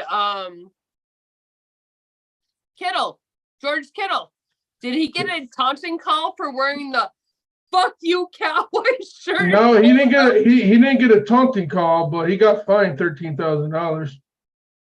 But he said he would do it again. I love that boy. I'm sorry. I don't know if anybody knows George Kittle comes out of, he's a Buckeye. And he's tight end for the 49ers. He's a hell of a tight end. Always has been. Got hurt. And then one year that I believe Chicago got into the playoffs, it was based off if the 49ers won. George Kittle and the 49ers won that night. He actually come back to play after being hurt, and the 49ers won it. He did the press conference, and he actually said, bear down. I don't know if people know this, but George Kittle is a Bears fan. He grew up a Bears fan in Chicago. He's a Bears fan. I respect him more than anybody, so I do watch a lot of the 49ers games. But his shirt that he wore and lifted it up to say "fuck you, Cowboys" was the best. I'm sorry. That is the best thing out of any NFL player for a $13,000 fine. I'm sure he's more than okay with that shit. But Right. that was awesome when I watched that game and he did that shit. I'm like, whoa. For sure. But all right, You don't- guys, it's already 10 o'clock.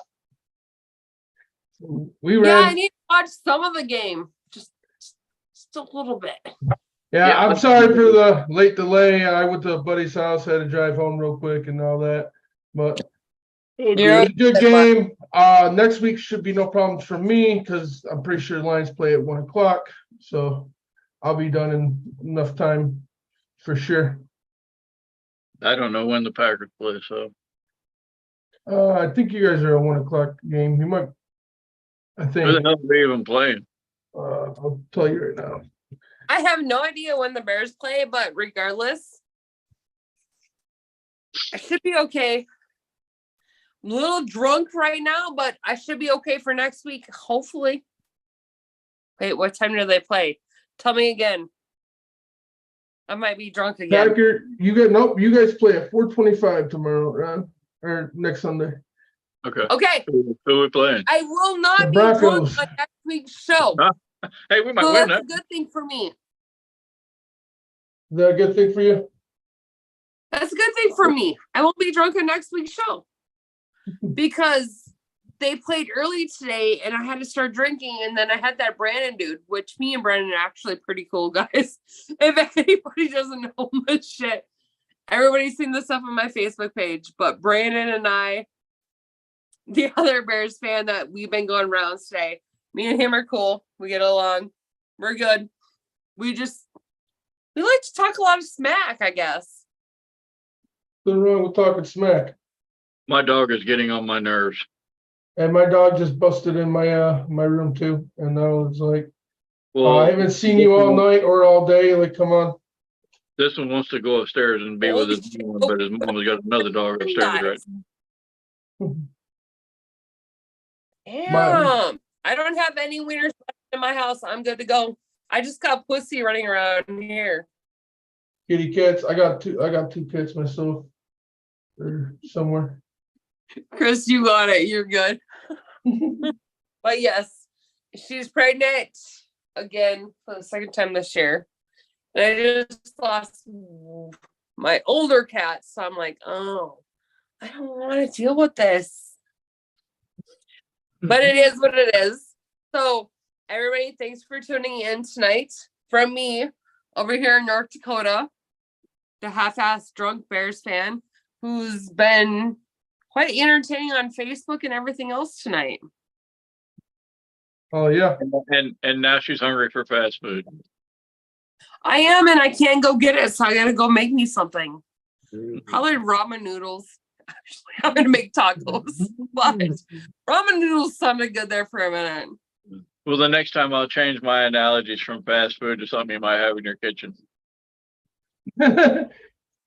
Okay. That steak was trying to chase a baked potato, or a baked potato was trying to chase that steak.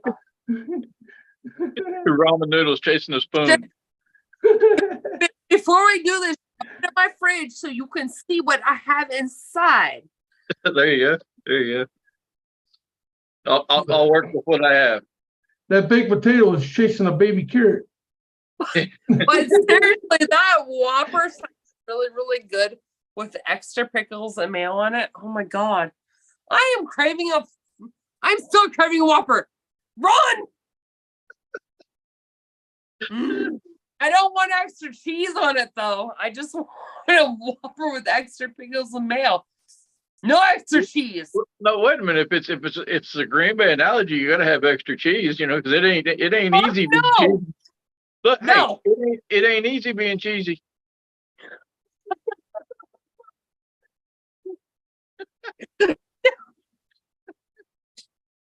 Alrighty then. I'm just gonna sit here and just go. Gonna mind my business. Yeah, it's not easy being cheesy. Ron, Hey, Ken said, call him later, Ron. What's that? Oh yeah, I seen a message on it. I'll call him. I'm just gonna sit you into timeout, Ron. That's all I'm gonna do tonight. Just sit you into timeout. You go sit in timeout over there. But I'm headed out for the night. Thanks everybody for tuning in to the Sunday night report for the NFL Clutch. Thanks, Chris. I No appreciate problem. you always hosting it for me. Thank you, Ron, for coming on. Thank You're you for absolutely having us have come on tonight. Everybody who's watched the show, the comments.